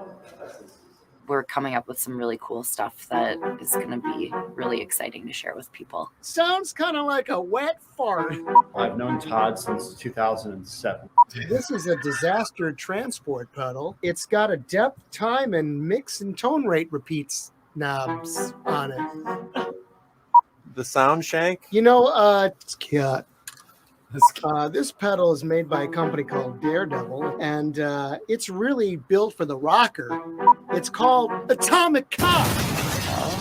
Men that are well hung that drive fast, loud cars. So there's Todd, and as you notice at the end of that, we're advertising our next show, April, and we were supposed to play with this guy and the locals and the Baby Magic at the Burlington. April 17th is when we were supposed to play, and you know that's our dude Todd being super silly. This last one is the last video Wednesday we did, and it's just highlighting the single release party that went really well, and we approached with the same kind of mentality you would a Halloween show. So I'm going to share that with you, and then we'll kind of set up the next short film so AC can go to his rehearsal and say hi to the locals for us. So, all right, 2/26/2020. There you go.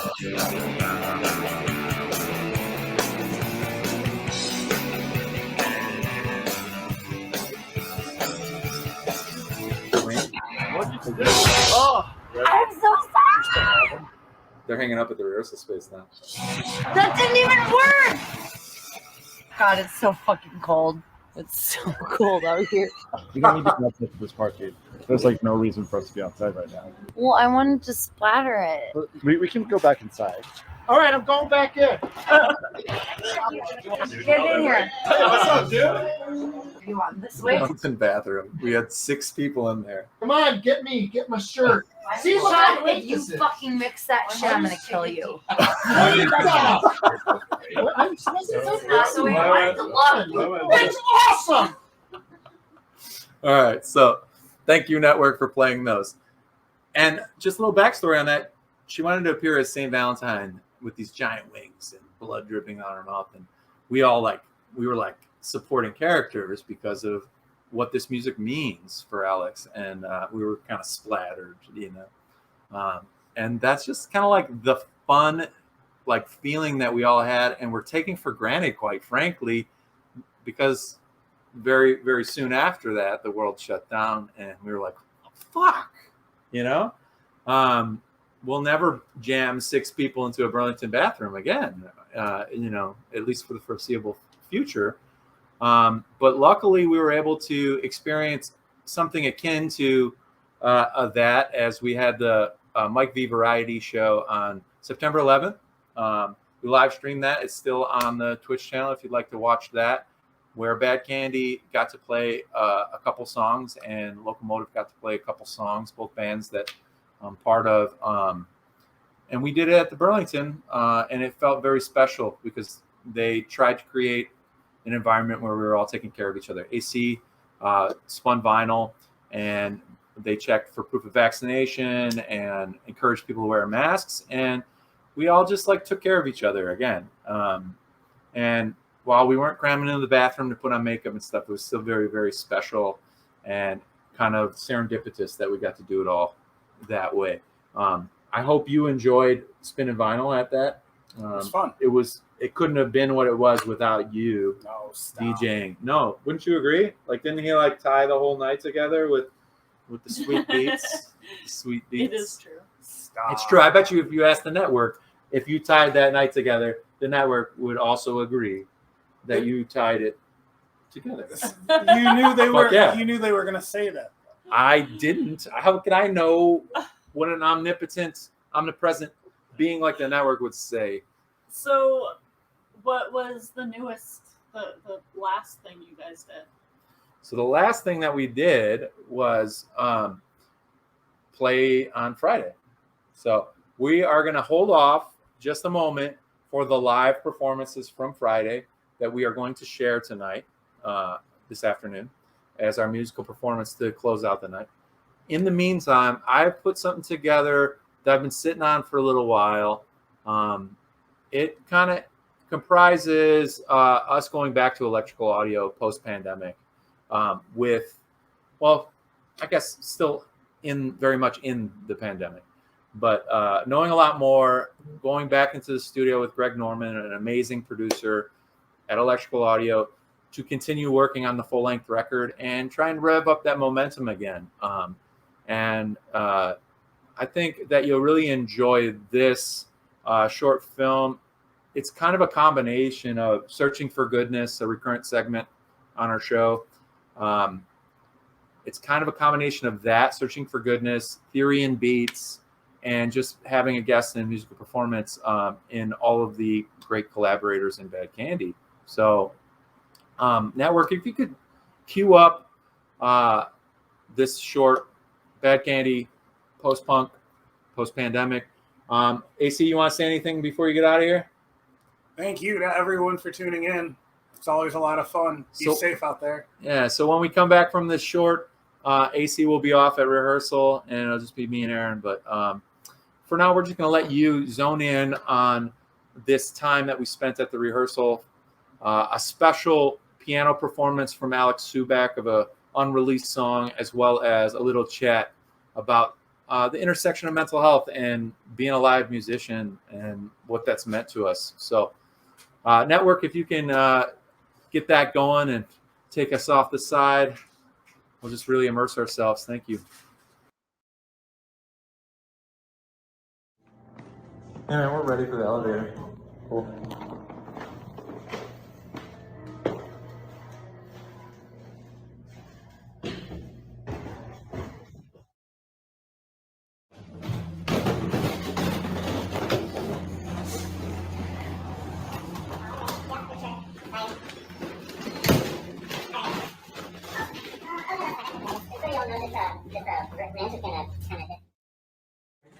And I pull my out. I'll be right back. Okay.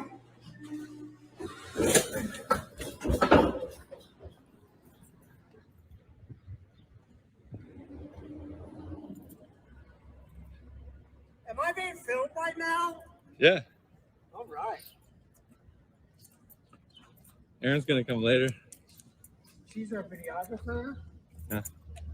She's the best. She wanted to sleep in.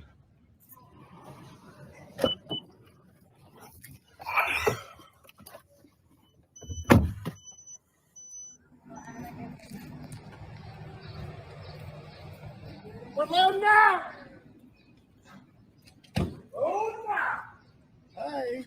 I'm not even here. I'm just a cameraman.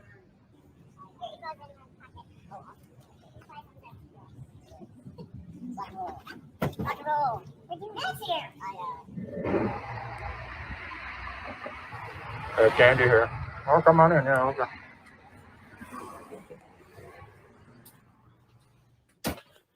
Don't forget.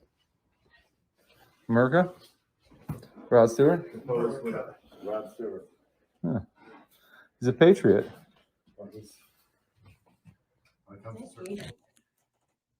Thanks for the bagels, man. 12:31.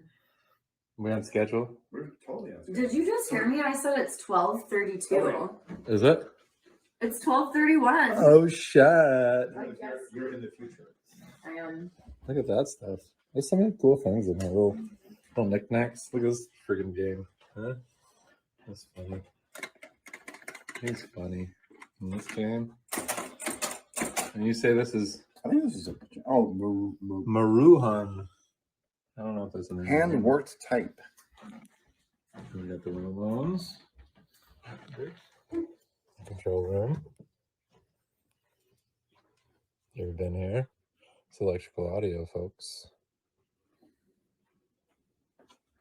Special records have been made in here.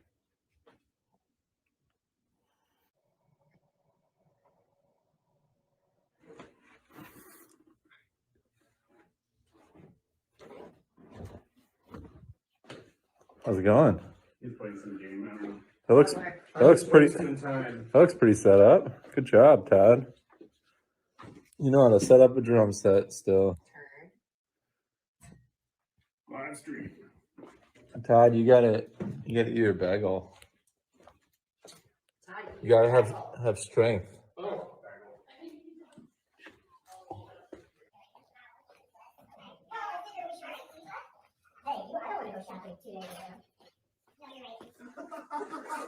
Were you just texting her and she was standing next to you? Yeah. Well, because otherwise she'd be like, He texted me a whole list of very specific demands. Our drummer demands Diet Coke, chips and guac, a Caesar salad, no tomatoes or other veggies, Reese's Big Cups. Let me see this. Let's see this proof. Doritos Nacho. Come on. Dry cider. Need some water. Yeah. yeah. Let's get a bunch of non-alcoholic choices. We're gonna get lots of treats. No. I mean, not here. Okay. But yes. He doesn't not want you to. Yes, they're yours too. We'll get like a family Get a bunch size. of Tums. Do we need those?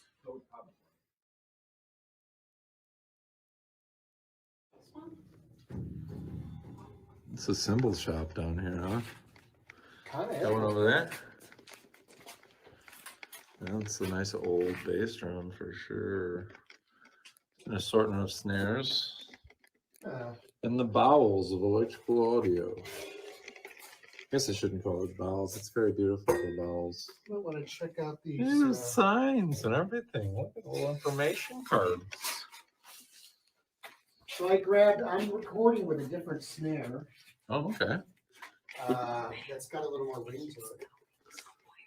Oh, weird. I heard you say Blair Witch, and I'm like, what? Yeah. Go and open it. No, don't. Close it. Close it. Nearly there.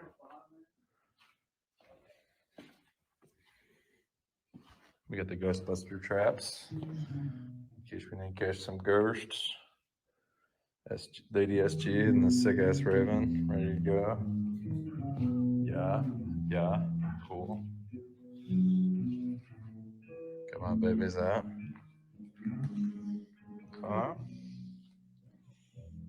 Old Weeping Demon hanging in there. Old Greenie. Look at this. Bunch of stuff here. Great, thank you. Nice.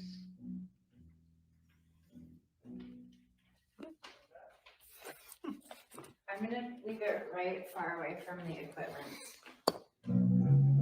What are you sorry about? Because maybe Your Brett was enthusiasm? listening to screaming. Yeah, maybe. Do that again. Do it. Do it again.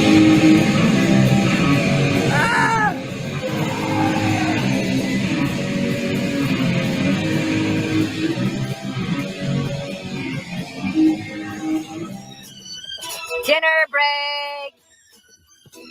Baby, can't you see I'm home?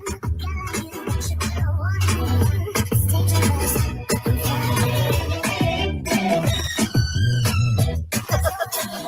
Dinner break.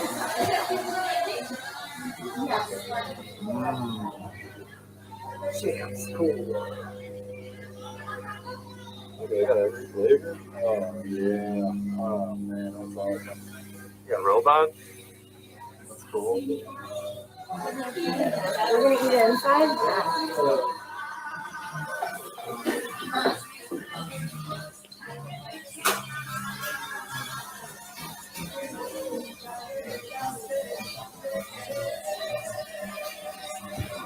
They are not amused.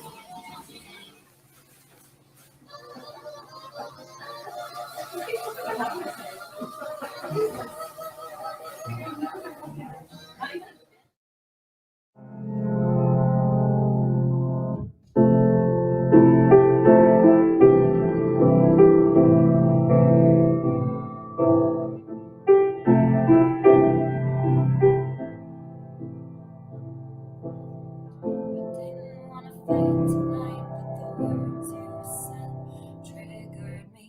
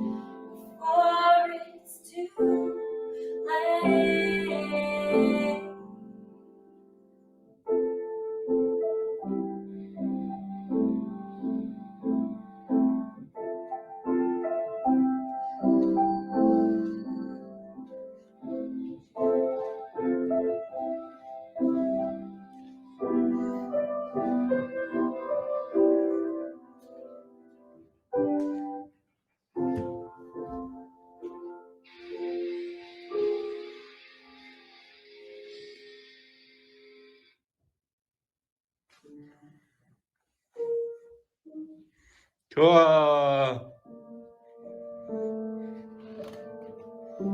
Cool. Hi guys. Hi. Hi. Electrical audio, eh? Yes. We were supposed to come here when last year? Do you remember? Late May, and we even debated actually doing it. Like we actually talked to Greg. Yeah. We were going to we got the protocols from them over email. They were like, well, you need to come in and wear masks. And we were talking internally as a band, like, well, should we do this? We had this momentum going. I know.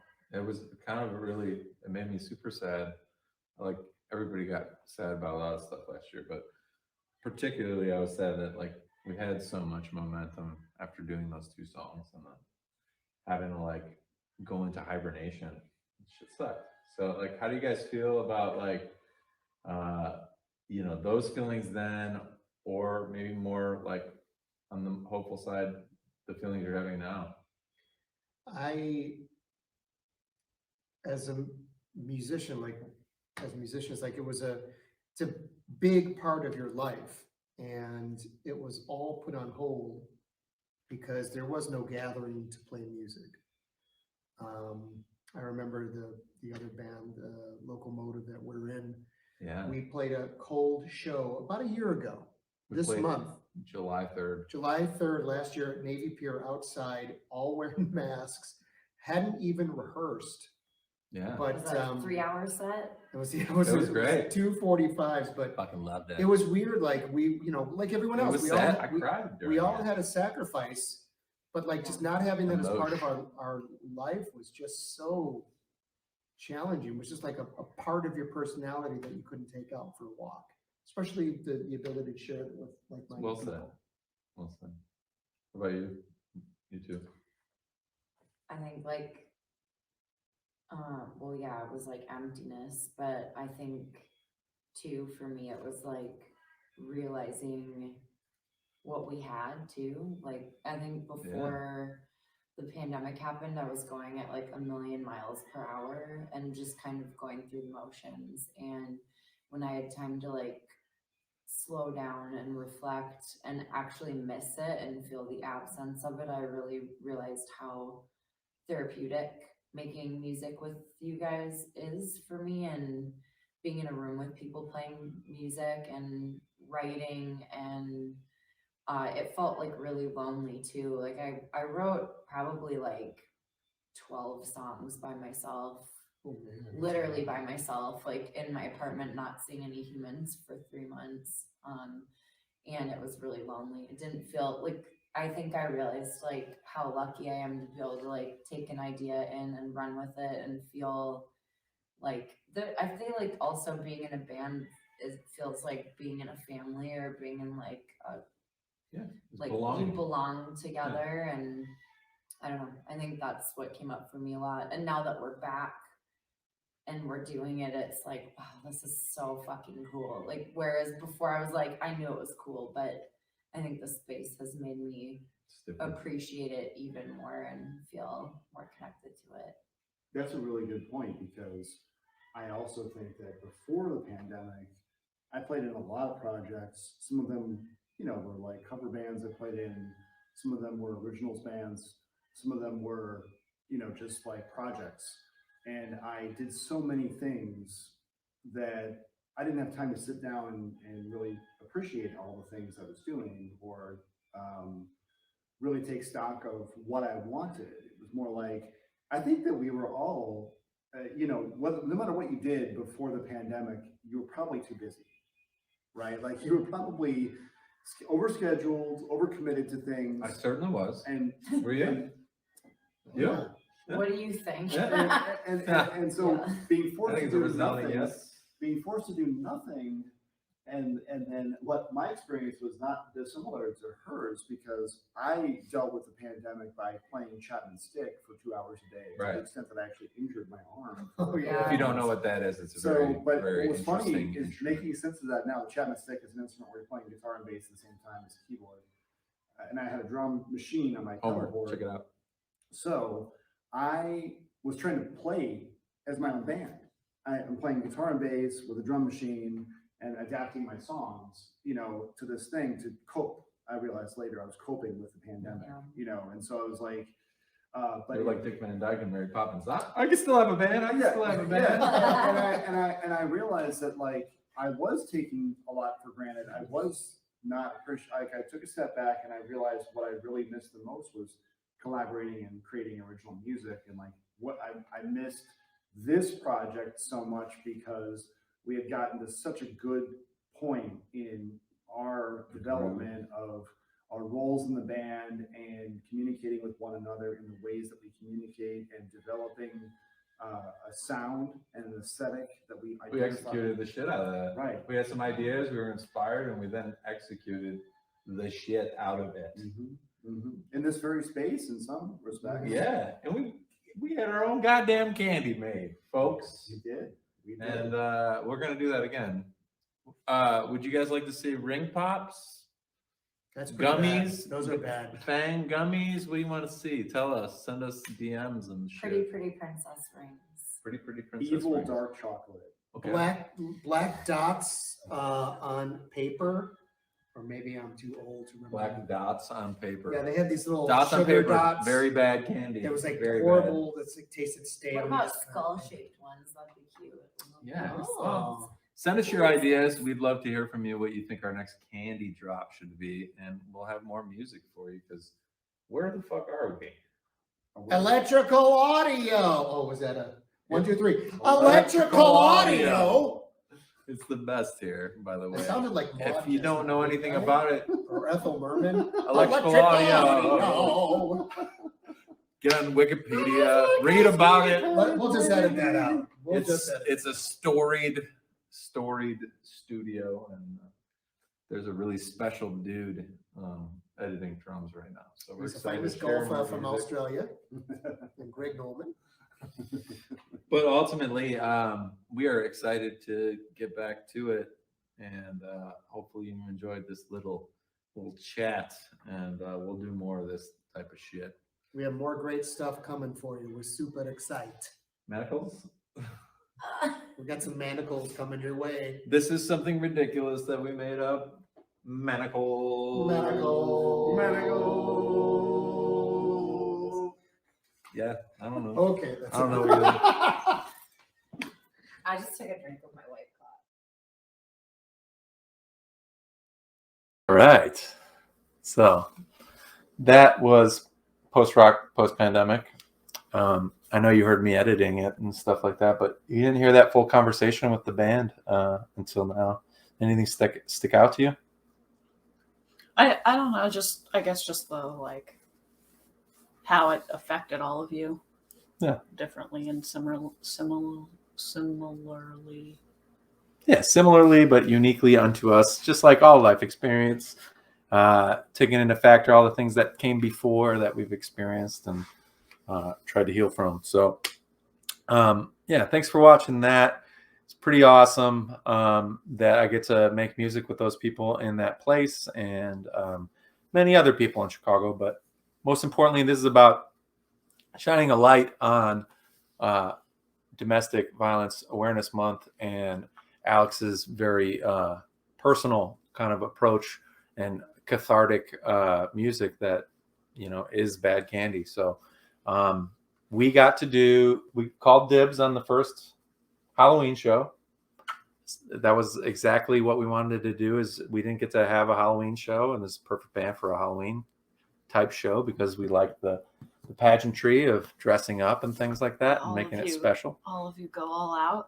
The interesting thing about this one was for the single release, we had a planned aesthetic. We did a photo shoot. We all had the kind of same page going into it. And then this time around, we knew we wanted the monster song to be like a pretty important element of it. So we aesthetically wanted to be earth monsters, right? So can you explain what earth You were an earth monster. Oh, sorry. Element monsters. I misspoke. And can you explain what that means to the people? Each of you were an element. So there was earth, air, fire, and water. And then you just kind of made them spooky, right? Yeah, we were like, let's be monsters representing these elements and the thing about this was none of us saw each other's costume like ahead of time until the night of. And we didn't really get to rehearse together because we were on vacation trying to redeem our Lake Tahoe adventure from last year for 1 year anniversary of our marriage celebration. So we all showed up ready to play the hell out of our set. We all showed up with our costume pieces and executed that as well. And there's I think it's a great example of trust that goes into a relationship, to being in a band with people, and successful relationships in general. And when you communicate, a lot of times that's the best, and you can be on the same page.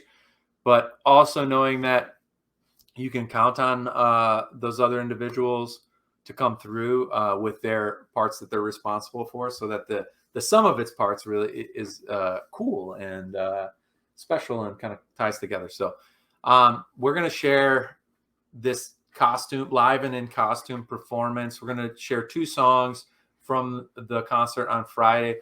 Erin took some amazing photographs that Bad Candy will be sharing with, on our socials and things like that. But this first song, Erin filmed and captured. I'm so glad that you hit record when you did. You captured Alex speaking very vulnerably and very poignantly prior to playing the Bad Candy original Regret. So network, if you can cue up that first performance of Regret, and then we'll go right into the performance of Watch Me Burn and end the broadcast. So happy Halloween, happy harvest, happy fall, and happy October to everybody.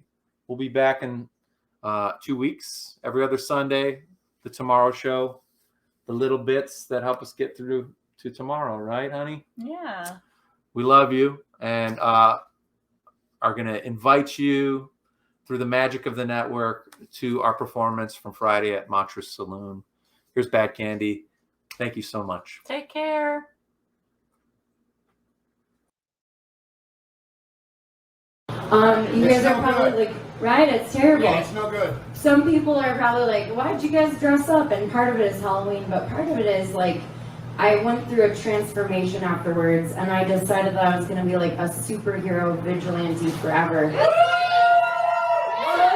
It feels really good for me to like wear this shield of a like scary costume. So feeling like a siren today. That's what I needed to manifest. That's good candy. You're right. That's good candy. So anyways, this next song is something that I wrote about my experience, and I hope you can, I hope you can't connect with it, but I'm sure a lot of people can, unfortunately. All right. And that's it. It's called Regret.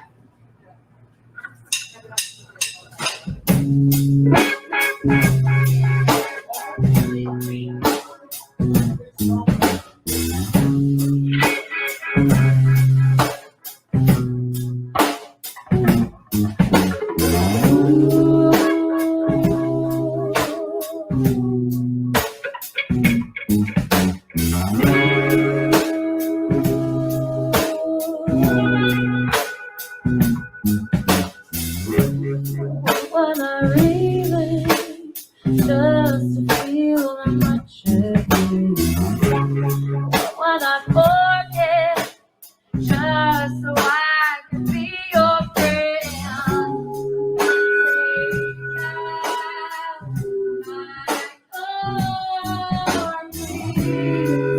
Spare me just this one. I can't believe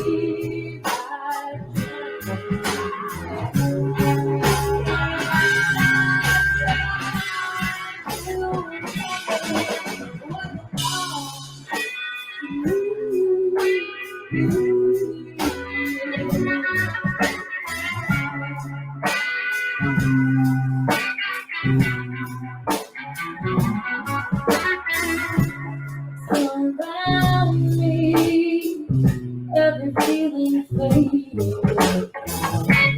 You crown me once, that's why I can't stop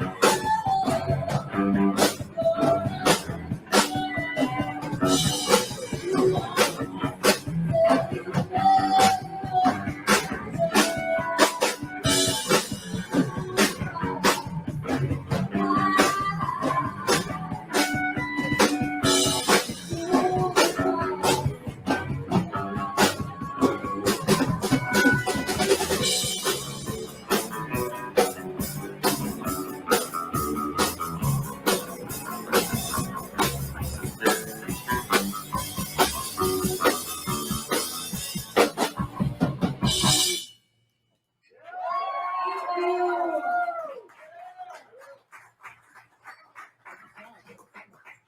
yeah, we're gonna do it. Happy Halloween.